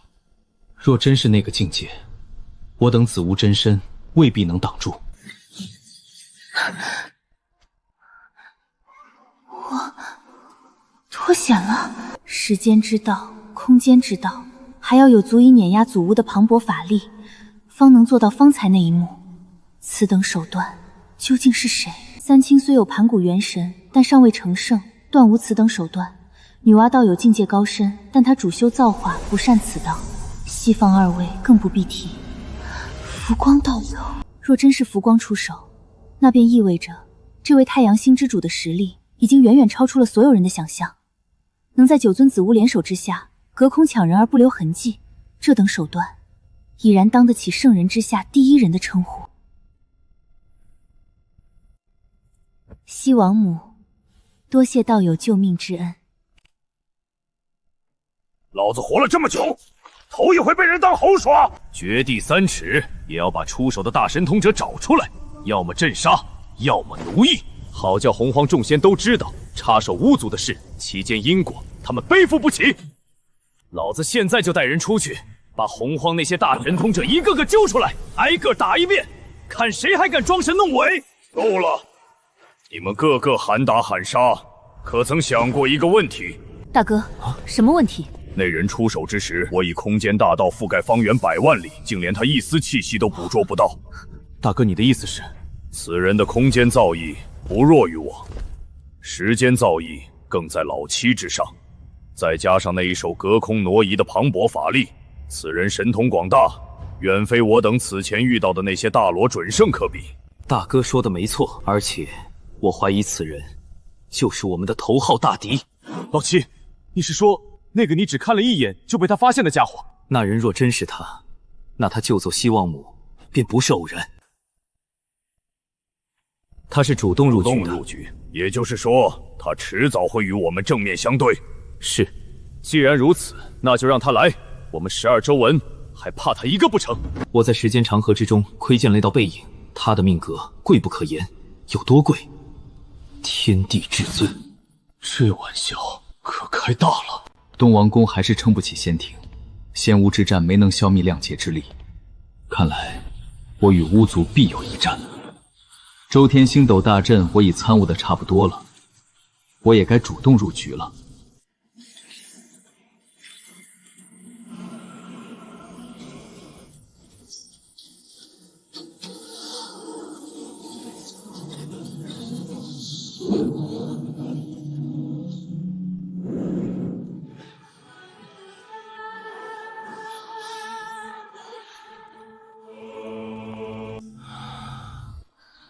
夫君，我们终于完成你交给我们的任务了。10个元会跑遍了整个星空，累死我了。辛苦了。夫君，你交代的任务，我与妹妹已经完成了，材料都在里面了。不知夫君要这些材料有何妙用？我要借此在星空之中结一座大阵。大阵？什么大阵？周天星斗大阵。周天星斗大阵，以星为本，以斗为阵。若是不成，便可调动整片星空之力。不错，此阵一旦不成，若非圣人，便有来无回。好厉害！夫君向来稳健行事，如今布阵，你终于要入局了吗？是时候结阵了。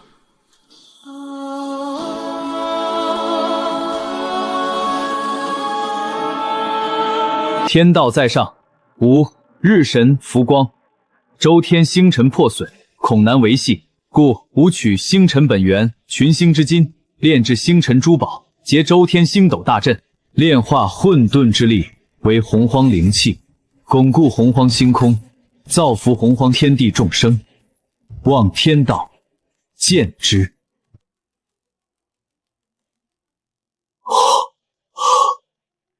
浮光道友竟有如此魄力，这可是福泽众生的大事，浮光道友当真是雄才伟略啊！此阵若成，凡修法力者都将感激浮光道友。浮光只需一声令下，便能统御万族，震慑洪荒了。周天星斗大阵，结！哼，群星之金，去！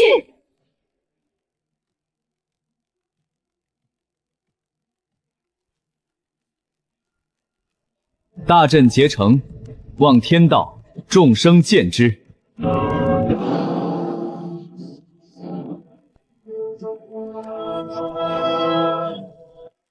如此浩瀚的天道功德，浮光道友怕不是要直接正道成圣了吧？我们乃是盘古正宗圣人弟子，他竟能先我们一步正道，浮光道友当真强横啊！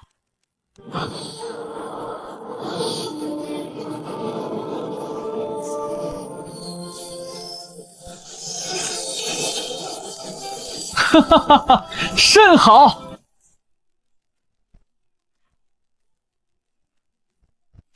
浮光道友，你现在究竟何等实力？无仙剑接近圣人了吗？恭喜夫君再进一步。这周天星斗大阵还有诸多玄妙，你们且随我回寝宫，我为你们一一道来。大哥，你说句话呀！天上的动静你们又不是没看见，那个什么周天星斗大阵，摆明了就是冲着我们巫族来的。那浮光道人原本在太阳星上安安稳稳的，从不掺和洪荒之事，怎么东文公一死他就冒出来了？还偏偏是在我们巫族灭了仙庭之后。哼，那浮光道人布个大阵就布个大阵，天道还降下如此功德，如今整片星空被他握在手里了。日后我们巫族想要扩张，头顶上悬着一把刀，怎么打？你的意思是，他早有预谋？这还用问？他连天道功德都拿到了，可见这一步棋他早就准备好了，就等着仙庭倒下，他好接盘。我就说这帮大神通者没一个好东西，一个个装的清高，到头来还不是想抢地盘？也不一定。浮光道友布那周天星斗大阵，说是为了炼化混沌之力为洪荒灵气，巩固星空，造福众生。这话听着倒不像是假的。后土妹子，你怎么还替外人说话？我只是就事论事。行了，老七，你觉得呢？那浮光道人是不是你之前在时间长河里看到的那个背影？我不敢确定。老七，你时间长河里的东西你都看不准？那时间长河之中，我只是窥见一个背影，那人周身道运流转，如星海浩瀚。我只看了一眼，便不立刻遁走。那等人物，恐怕连我也没有看全他的真容。那和浮光道人对得上吗？方才浮光布阵之时，我以时间大道推演了一番，那阵中流转的道运确实浩瀚，与那背影的气息有几分相似，但也仅仅是相似，无法完全确认。那就是说，有可能就是他，也有可能不是。是，管他是不是，宁杀错不放过。糊涂！巫族虽然强横，但也不是傻子。那浮光道人布上周天星斗大阵，天道都降下功德认可，说明他做的事情连天道都认同。你贸然对他出手，等于逆天而行。大哥说的对，在没有确认之前，不能贸然树敌。况且，那浮光道人若真是我们的头号敌人，他此刻布阵，说明他已经准备好了。我们若是贸然出手，反倒正中他下怀。老七拿不准，那就先不急。但有一件事必须现在就办。什么事？仙庭虽灭，但仙庭残部还在四处逃窜，西王母也还活着。若不清算干净，日后必成后患。这个我擅长。大哥，你说怎么清算？传令下去，大军兵分9路，扫荡洪荒所有仙庭赐予势力。凡是挂过仙庭名头的，要么臣服，要么灭族。西王母呢？他若是安安分分躲着，便先留他一命；若他敢聚拢仙庭残部，重建势力，那就一并清算。大哥，那浮光道人那边，我们该如何应对？周天星斗大阵布在星空之中，他守他的星空，我们打我们的洪荒，暂时井水不犯河水。但是我们巫族想要统御洪荒，将来必然与他有一战，到时候就看看是他的大阵硬，还是我们自巫的拳头硬。老爷，西王母前辈求见。来了，请他进来吧。西王母拜见浮光道友。不必多礼，道友缘何来我太阳星？道友当真是深藏不露。那日不中山前，9尊自巫联手压境，我本已存了死志，却有一道时间长河从天垂落，将我卷走，救出重围。道友以为是我所为？那时间长河之中流转的道运，非圣人不可为。放眼洪荒，能有此手段的，除了道友，我想不出第二个人。既然你知是我所为，今日做客太阳星，想必不仅是道谢这么简单吧？当真是什么都瞒不过浮光道友。东皇宫深蕴，仙庭溃散，如今巫族大军兵分9路，正在扫荡仙庭的残余势力。昔日投靠仙庭的那些修士，有的逃了，有的降了，还有不少人在四处求援。所以，道友想让我如何帮你？我想请道友出手，助我重建仙庭，抵御巫族。道友不愿出手？不是不愿，而是道友这条路走错了。走错了？东王公为何会死？道友可曾细想过？仙庭根基不稳，东王公实力不济，又急于求成。道友只说对了一半，请道友指点迷津。仙庭之力是道祖钦点，天道认可，本应是洪荒正统。但东王公行事霸道，强压众仙，将仙庭经营成一座囚笼，强迫万族入仙庭。而东王公也没有镇压洪荒的能力，所以巫族一来，仙庭人心就散了；东伯公一死，仙庭就塌了。强压众仙，人心离散。依道友看，我该如何做？解散仙庭。解散仙庭？道友此言何意？仙庭已经毁了，沾了太多因果。你若是重建仙庭，那些曾被东王公强压的修士，只会觉得你是第二个东王公，谁会真心追随你？但你若解散仙庭，以女仙之首的身份广开西昆仑，收拢流亡的修士，庇护逃难的万族，不设仙庭之名，只行庇护之实，你觉得万族是会怕你，还是会感激你？道友一席话，如醍醐灌顶。我以女仙之首的身份，广开西昆仑，收拢万族，不求统御，只求庇护，这才是真正的立足之道。道友悟性极佳。道友那日施展时间长河的手段，我回去之后反复思量，依旧觉得玄妙无比。道友的时间大道已经真至何等境界了？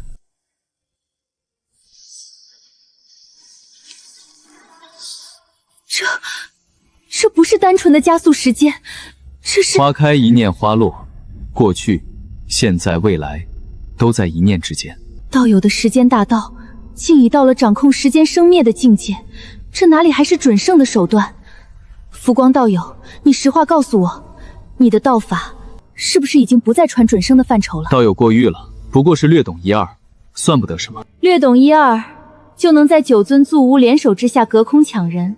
那道友若说精通，怕不是要直接去跟圣人掰手腕了。道友说笑了。今日道友一救一教，西王母铭记于心。日后道友若有缺欠，尽管吩咐，西王母赴汤蹈火，在所不辞。道友客气了。多谢道友，那我便不叨扰了。回去之后，即刻着手解散仙庭，广开西昆仑之事。善。仙庭就此解散，巫族势大，洪荒的棋局越来越有意思了。浮光道友，那我便先行离去了。夫君，西王母来求你帮忙，你就让她解散仙庭。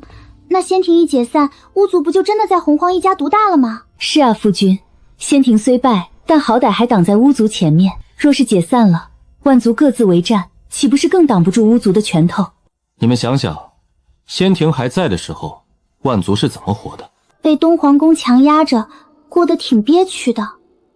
东皇宫在的时候，仙庭强征万族修士，拉去前线跟巫族拼命，可是有几个是心甘情愿去送死的？夫君的意思是，仙庭的存在反而让万族死得更快？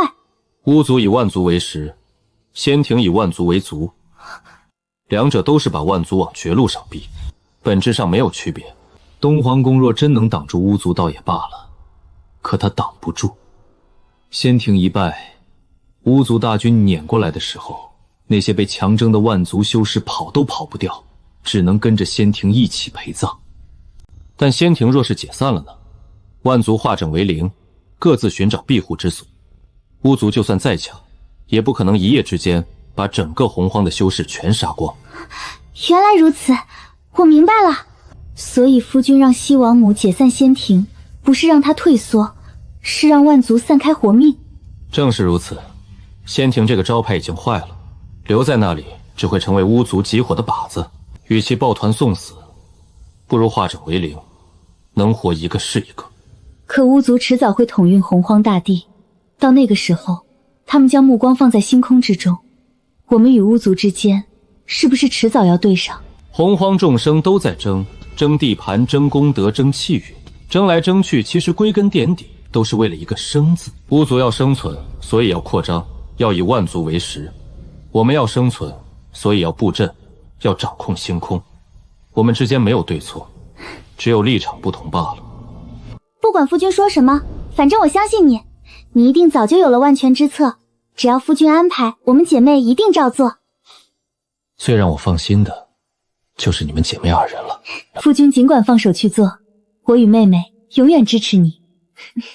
夫君，似乎有几位贵客要来了。春兰，老爷有何吩咐？你带上其他3人去迎一迎。是，老爷。浮光道友，2位星主，许久未见，风采依旧啊。见过3位道友。白泽拜见浮光前辈。摘取了准圣道果，倒也不差了。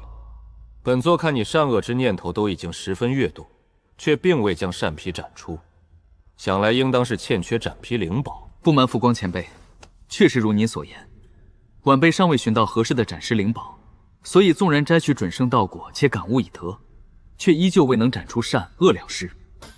这3件灵宝与你契合，可让你顺利斩尸，收下吧。果然如此，浮光这是要将白泽收入麾下了啊！昔日浮光道友指点白泽等人前去凤栖山，并非拒绝他们追随，而是要暂时前层自己。现在应该是到了显露锋芒之时了。没有想到浮光出手这么大方，一送就是3件极品先天灵宝，他哪来的这么多灵宝？此前布置周天星辰守护阵时，浮光也是挥手之间就撒出满天星一般多的各个品阶的先天灵宝，当真是大手笔啊！白泽谢前辈赏赐，前辈大恩，白泽没齿难忘。小事一桩，有乾坤鼎在，炼制几件极品先天灵宝，不过是片刻功夫罢了。老爷，红云、镇元子2位前辈前来拜访。哈哈哈，你们都是约定好时间的。见过几位道友。道友胆子不小啊，明知有那么多人都在觊觎你的鸿蒙紫气，还敢离开武装观。此事说来话长，此番我正是为了鸿蒙紫气之事而来。既然如此，那我们入内详谈。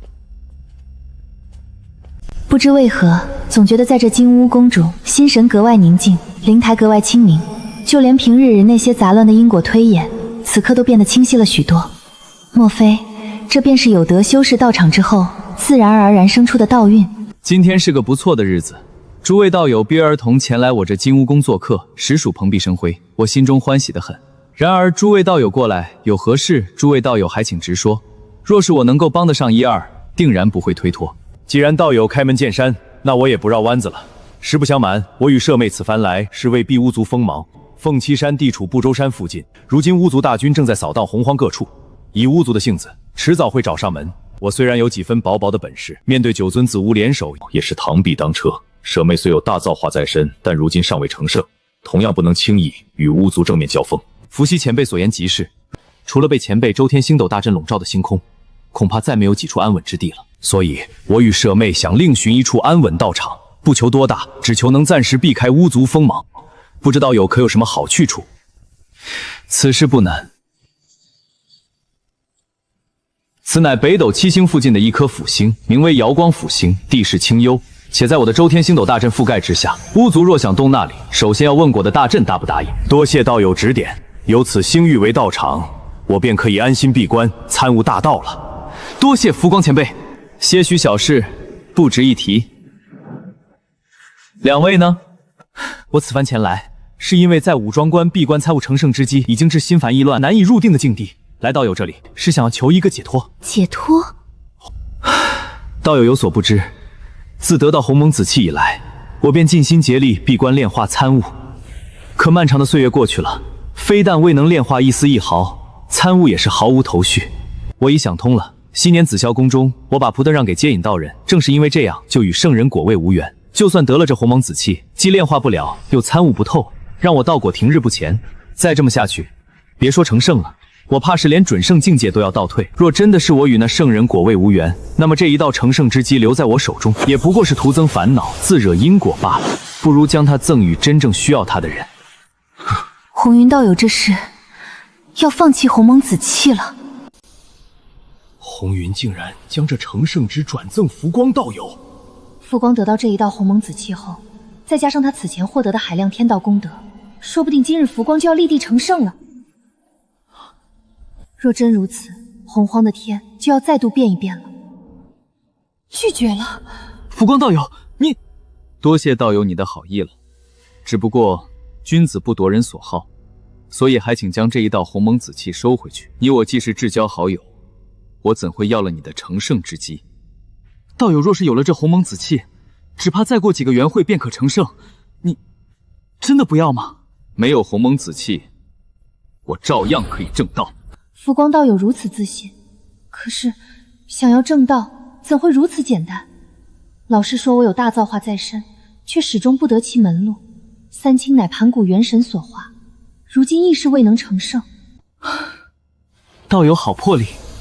世间因果在于取舍之间罢了。道友既然已经意识到必死关参悟，炼化鸿蒙紫气一无所得，不如暂时放下对于鸿蒙紫气的执念，专心修行自身大道，说不得他日一朝顿悟，轻松便可取得圣位。多谢道友开悟。若是道友实在不想要这鸿蒙紫气，不如在一个合适的场合取出这一道鸿蒙紫玉，让这一道成圣之机重新自行择主即可。好，道友说的有道理，但我既然选择送出鸿蒙紫气，就已经与之无缘，心中也早就放下了。真有合适的时机，我便让这鸿蒙紫气自寻他主好了。如此甚好。诸位可还有其他事？浮光道友，实不相瞒，除了道场一事，我此番做客太阳星，还想与道友论道一番。论道？不错，我乃圣人弟子，自以为造化大道已经真至化境，可却迟迟没有突破的契机，所以我斗胆想要与道友论道一番。你是想在论道之中寻求突破？不错。女娲道友，依我看，你的造化大道还未真至化境。浮光道友，你也懂造化大道？略懂略懂。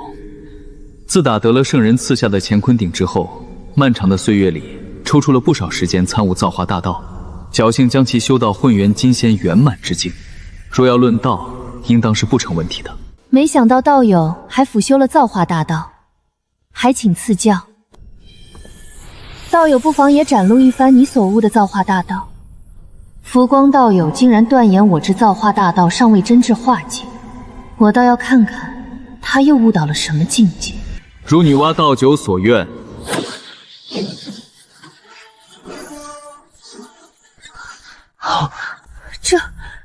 这就是浮光道友的造化大道，竟然已经到如此地步，我的道运愿象全被压了下去，他怎么这么强？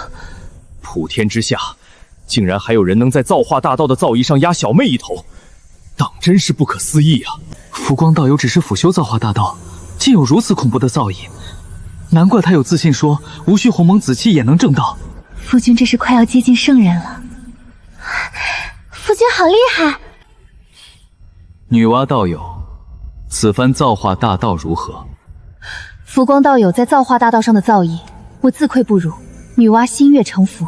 道友诚心论道，我自当全力施为，让道友见笑了。见笑的是我，今日见浮光道友道法，当知天外有天，我不该骄傲自满，还请道友助我修行。知耻而后勇，乃大善也。恭喜道友寻回初心，今后道途必定一帆风顺。我且祝你悟道。多谢道友。恰逢诸位在此，便是缘分。我也正好辅修了与诸位相关的一些大道，今日便一起论道。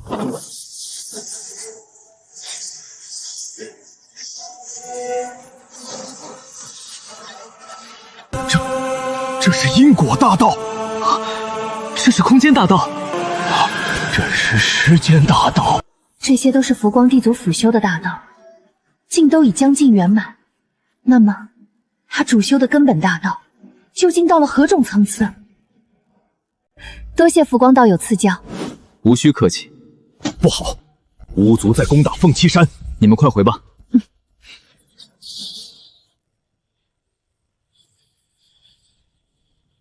这凤栖山里面还有这么多的野味儿，儿郎们就在这凤栖山狩猎。这凤栖山是伏羲女娲兄妹的道场，当真要与他们为敌？哼！伏羲女娲不过尔尔，若敢与我们为敌，族会让他们知道厉害。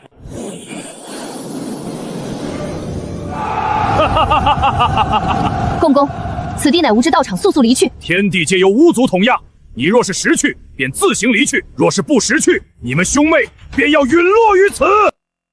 当真是猖狂！看来你们是不打算离去了。大哥，现身吧！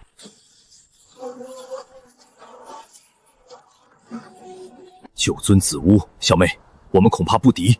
我乃圣人弟子，打不过浮光道友能接受，但若是连这些野蛮的子巫都能随意拿捏我修行这无尽续年岂不是白费了？处处退避，我还有成圣的机会吗？小妹，那便打，正好看看你们这些大神通者是否真的名副其实。造化神通，万物生灭。好个女娲，倒是我小瞧你了。我乃圣人弟子，岂是你一个蛮夷能够轻视的？大哥，一起上！圣人弟子果然名不虚传，但也仅此而已。兄弟姐妹们，联手擒下他！小妹，我来助你。兄长，小心！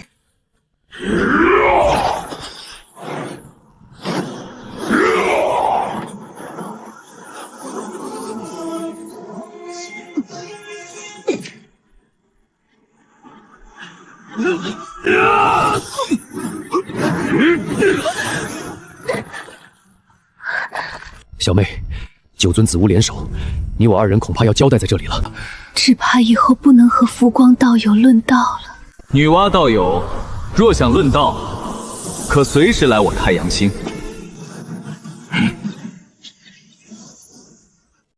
让道友见笑了。这是哪里的话？子巫行事猖狂，又人多势众，今日失利，不必放在心上。多谢道友开解。原来你就是浮光。正是。浮光，今天你竟然敢插手我族之事，若不给本族巫一个交代，那今日之事绝对没完。伏羲、女娲二位道友与我缘分颇深，若是你们族巫就此离去，我便不予追究。不然，我也略懂一些道法。猖狂，给本族巫死来吧！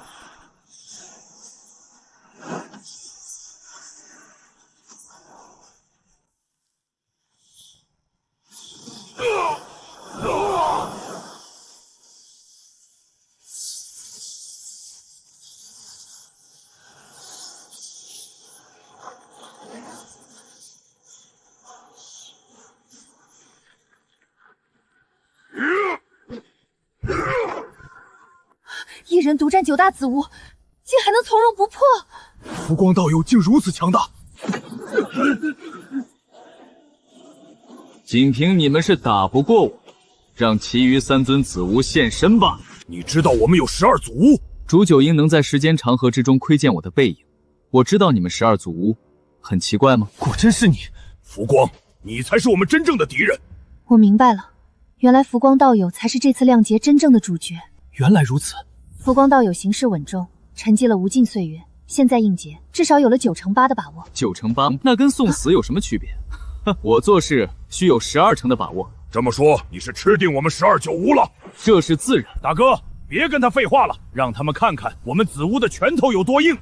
好，3尊子巫现身！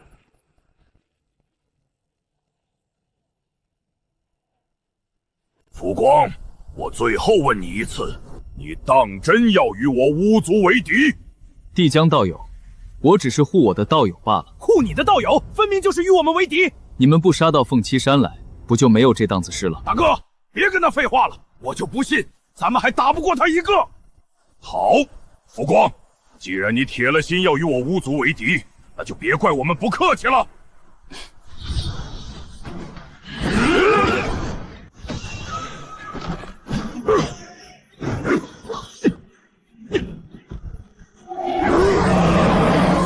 到此为止。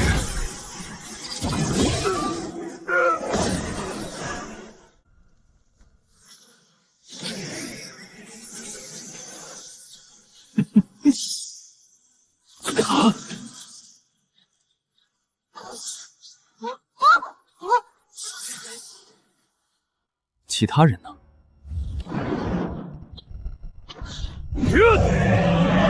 在大日金乌面前玩火吗？那也太看不起我这位太阳神了吧？怎么可能？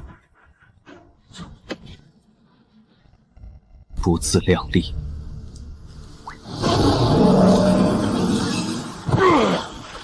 再来！雕虫小技！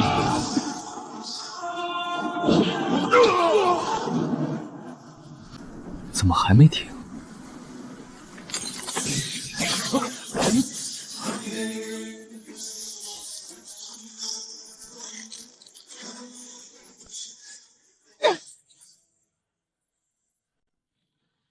此子的空间造为竟隐隐有超过我的势头。他的空间大道比大哥还强吗？他的时间大道竟然压了我一头。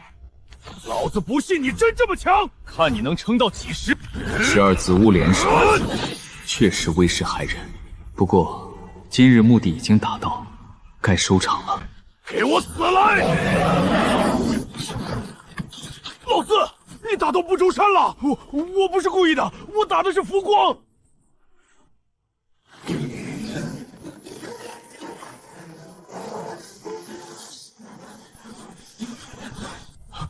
不周山倒了，天河清现，苍生剑号啊！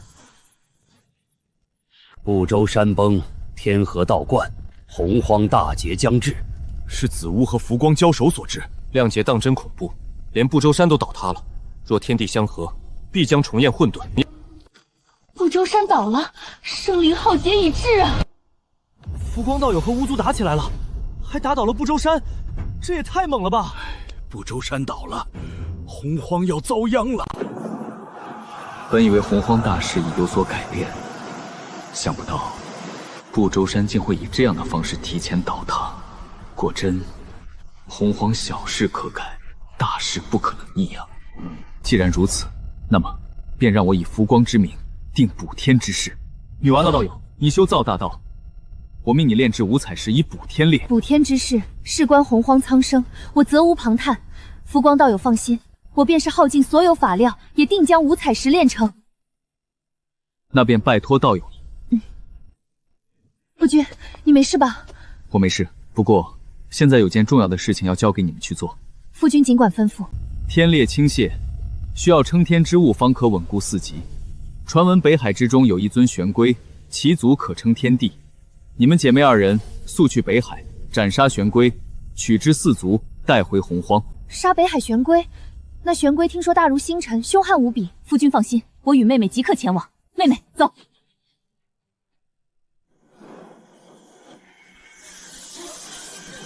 五彩石成。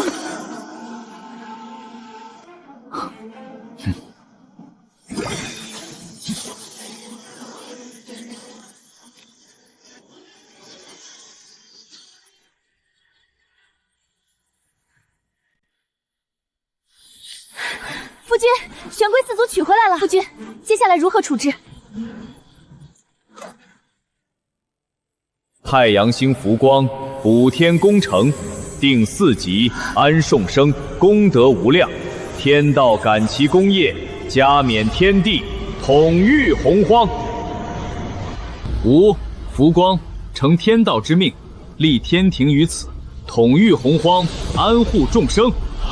恭迎天地，恭迎天地！浮光道友，不对，浮光天帝，他终于走到这一步了。补天之功，4极之柱，9重无量天，步步为营，环环相扣。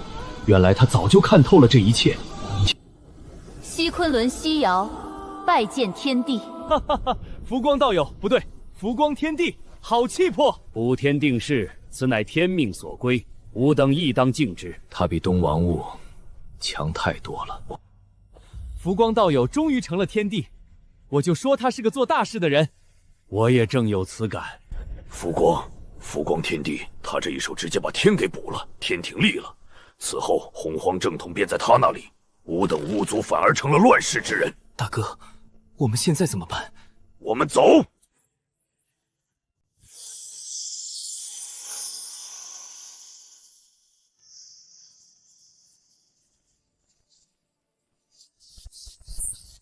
天道加冕，天庭出力，众臣归位。羲和、长羲随吾修行最久，情谊最深。今日帝当先定命名分。羲和，你我结为道侣在先，正天婚于后，又助我收集星辰本源，群星之金，功不可没。今册封羲和为庭帝后，统御后宫，与我共治天地。羲和领旨，多谢天帝。长羲活泼灵动，赤诚天真，与羲和共振太阴，又亲赴北海玄龟4族，立下大功。今册封长羲为天庭帝妃。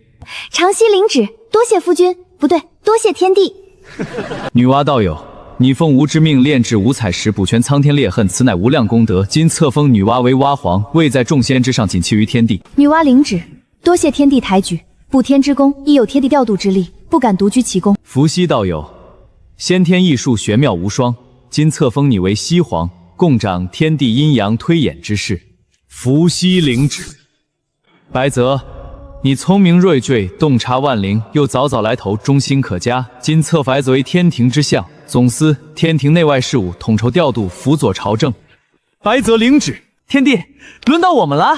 红云道友，你天性豁达爽朗，与人为善，又曾将鸿蒙子期拱手相让，性性通透，吾甚为欣赏。今册封红云为天庭火部仙君，执掌洪荒火行之事。火部仙君，这职位好，跟我的性子配得很。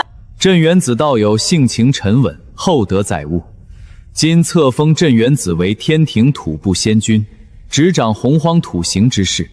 镇元子领旨。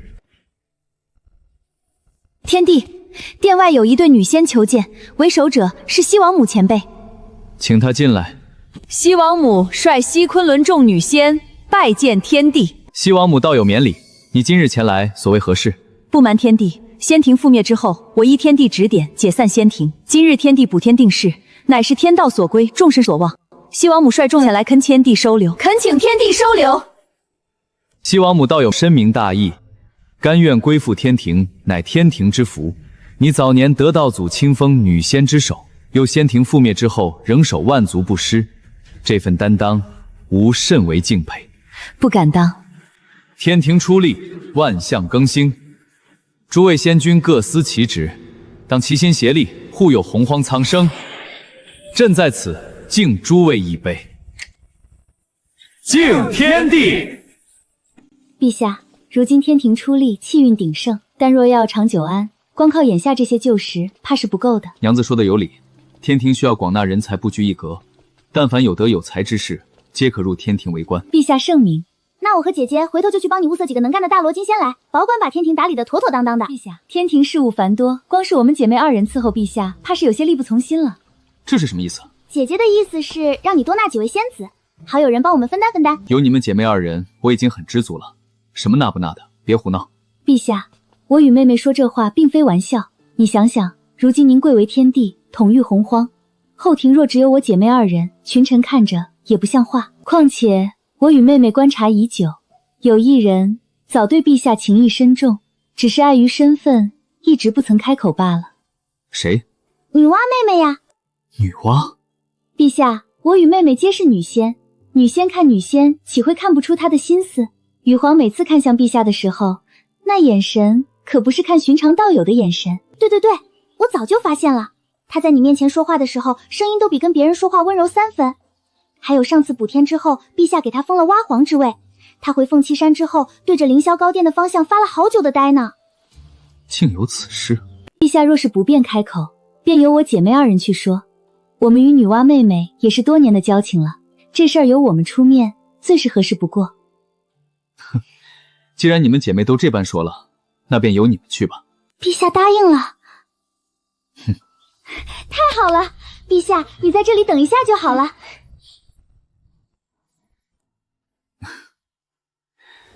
倒是有2位好娘子替我做主了。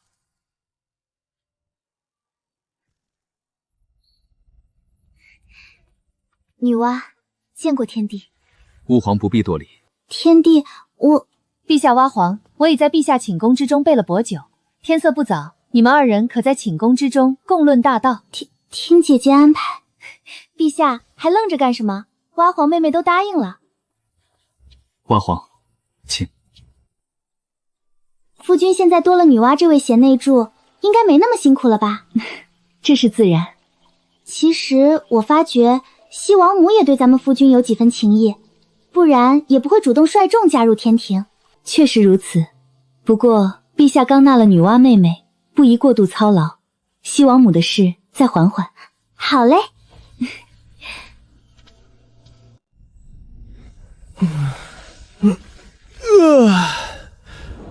娲皇，你怎醒得如此之早？夫君醒了，我睡不着，便起来看会儿道经。怎么，可是有心事？与君相处甚是欢愉，不知觉间便过去了1个元会，我却始终没有突破的契机，故而心中惦念。你是说成圣的契机？正是。老师曾说我有大造化在身，可我参悟了无尽岁月，始终无法窥现其中门径。原来你在纠结此事。你可知道，成圣之道讲究的是机缘，时机未到，便是闭关万年1年，也未必能寻到那一丝灵光。夫君，你也知晓我的造化所在，于时间长河之上，窥得其中1、2，还请夫君指点迷津。你我已是道侣，何须如此多礼？如今时机已到，透露几分天机也无妨。你之造化不在今之众生，而在于一个全新的种族。什么样的全新种族？乾坤鼎、9天锡场、先天葫芦藤、3光神水，这些皆是你的机缘所在。我已提前为你备好，你先收下吧。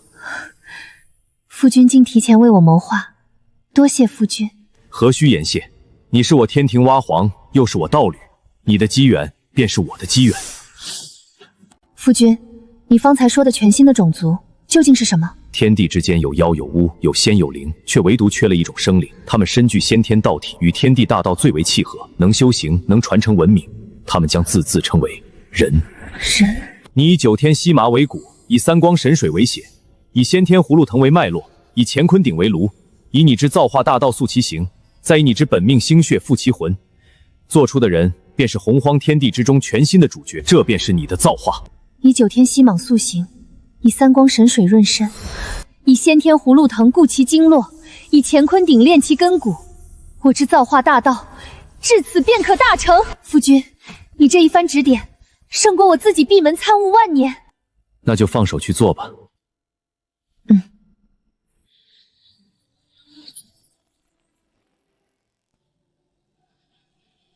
拜见圣母，拜见女娲娘娘。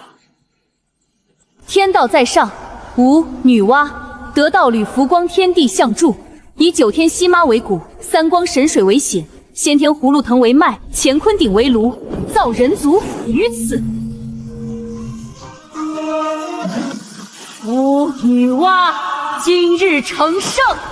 女娲造人成圣，3清2善也要坐不住了。女娲师妹先一步成圣了，她比我们后拜入老师门下，却先一步成圣。我等盘古争庄，岂能落于人后？我有预感，我的机缘也到了。三弟说的不错，女娲造人，立人族于天地之间，得无量功德。我们3清乃是盘古元神所化，与这人族亦有深厚的渊源。今日便是我等成圣的契机。大哥说的对，天道在上，吾太清老子有感天地众生蒙昧，今立明教，教化人族，传道授业，望天道见之。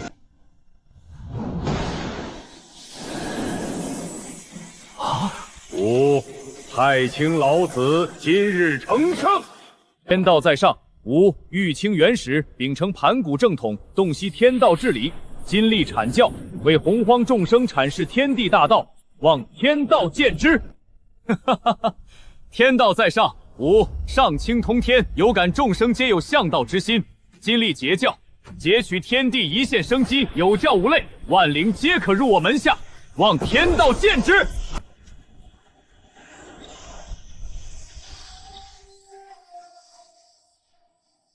师兄，女娲成圣了，三清也成圣了，就我们师兄弟二人，至今还卡在准圣圆满，没有动静。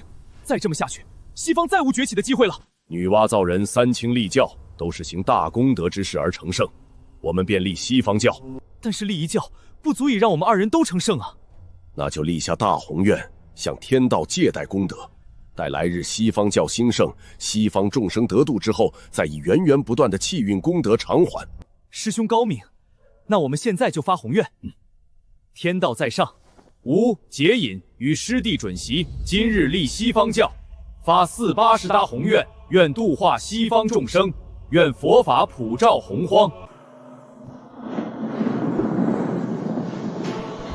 吾接引今日成圣，吾准提今日成圣。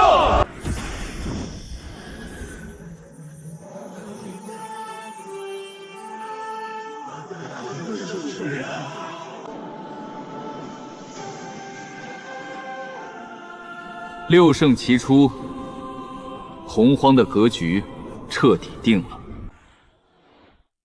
恭喜蛙皇造人成圣，都是夫君的功劳。如今三清二世几位同门也立教成圣了，不知夫君有何打算？打算，自然是先给他们规矩了。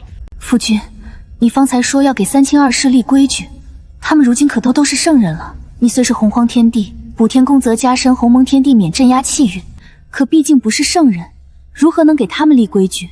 你可知三清二世立教成圣，教化的对象是谁？是人族。不错，三清二世立教，教化人族，传道授业，表面上看是造福人族，实际上是窃取了人族气运。你造了人族，他们却来摘果子，若不加以约束，他们只会更加猖狂。那夫君打算怎么做？他们可都是圣人，万劫不灭。我虽与他们同列圣人，却也没有把握能压制5尊圣人。怎么做？自然是让他们来凌霄宝殿当面谈。吾福光以洪荒至高天地之名，宣三清二世进献。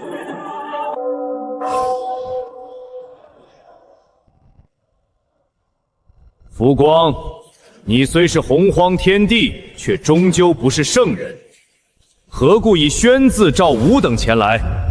元始师兄，你这是什么意思？女娲师妹，你虽同为圣人，但我们三清向来同进同退，难不成你要与我们三清为敌？5尊圣人，好大的威风！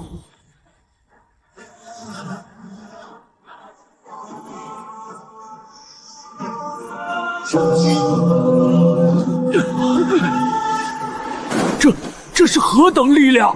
我是圣人，怎么可能动弹不得？好强！他一个准圣，凭什么镇压我等5尊圣人？师兄，他真的只是准圣吗？这就是夫君真正的实力吗？竟然能同时镇压5位圣人，夫君究竟强到了什么地步？现在能好好谈谈了吗？福光天帝，我等失礼了。今日召诸位前来，乃是为了人族一事。人族乃是蛙皇造化所生，诸位立教传道，教化人族本是好事，但诸位却趁此契机，将自身道统烙印在人族气运之上。日后人族气运被分食殆尽，蛙皇岂不是白忙活了？天帝的意思是立规矩，天庭统御洪荒，教化之事虽归诸位圣人，但人族乃于皇所造，其气运当归天庭统一调配。诸位既已借人族气运成圣，总该付出些代价。你这是要我们赔偿？元始道友不乐意吗？天帝，都是一场误会，此乃太极图，当做我的赔礼。此盘古幡给你。元始道友果然大气。福光道友，我立教之时未能思虑周全，还请见谅。这诛仙4剑是我的赔礼。好家伙，先天至宝，极品先天灵宝，这波不亏。你们呢？此为12品功德金莲，请天帝收下。此为七宝妙术。从此以后，天庭乃是洪荒正统，六圣教化众生，开宗立派，自无不可。但凡涉及人族、涉及天地大运之事，均须报天庭知晓。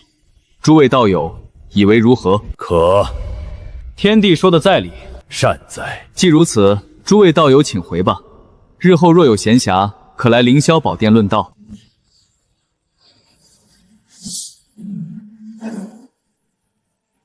夫君，我已经成圣了，却还是看不透你的深浅。形势所迫，只好变强了。现在巫族这么久都没有动静，估计是在搞大动作了。我也该谋划一番了。天帝，我近日夜观天象，反复推演先天异术，每一次结果都指向同一件事，我的死劫到了。死劫？我以先天八卦推演了360次，每次的结果都指向不久之后的某一战。天帝，我有预感，巫族要准备动手了。陛下，天庭之外有巫族来人求见，说是奉子巫之命前来，请他进来。浮光天帝，我巫族12祖巫联手下战书，不周山遗址，决一死战。伏羲道友，你的死劫就在这一场大战之中。请天帝指点迷津，我该如何度过此劫？娲皇创造人族，人族出生正是需要一个引领者。你可愿入人族，以人族之身带领人族走向兴盛？自然愿意。可这与我的死劫有何关系？人族乃天地主角，气运鼎盛。你若入人族，以人族身份活下去，过去巫族因果尽数斩断，将来你便是人族之皇，向人族香火供奉，这死劫自然就解了。伏羲多谢天帝指点。春兰，传朕旨意，召集天庭众臣，凌霄宝殿议事。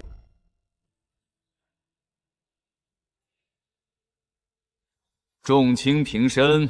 巫族下战土，10日之后，不中山遗址决战。这一战关系到天庭能否真正统御洪荒，也关系到天地人3界秩序能否确立。朕任命伏羲为天庭大军主帅，统领天庭所有兵马，迎战巫族。伏羲领旨。夫君，我也想去，我也是圣人，若我出手，定能助大军一臂之力。你已是圣人，若是参战，天道不允。圣人超然物外，不可插手凡俗之争，否则因果缠身，反而不美。况且我已有了实权的把握，你且在天庭之中安心等朕归来便是。那我便在天庭等你归来。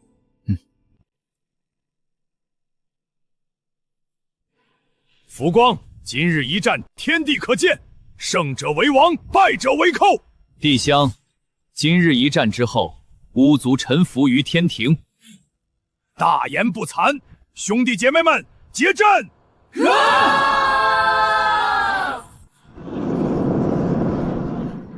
杀！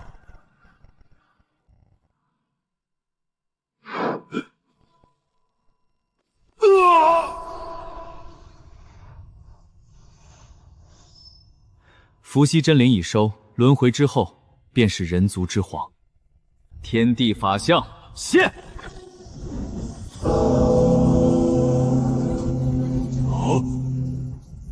破！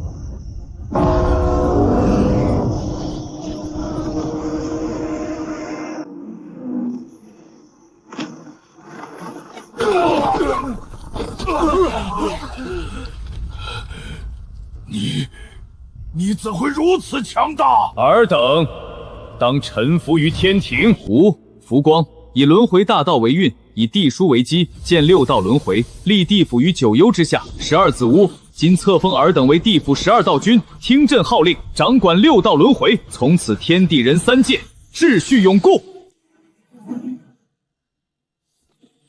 吾以时间、空间、因果、命运、轮回造化、阴阳五行等3000大道，正道混元大罗精研。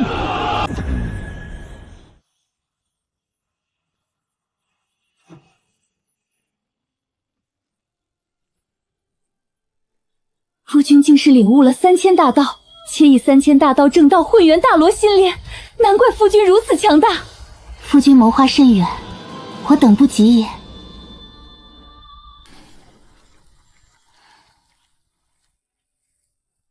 夫君，来，这日子真舒坦。夫君，再吃一块。陛下，如今3界安定，6圣归位，你可算是能好好歇歇了。是啊。岁月悠悠，当逍遥自在啊。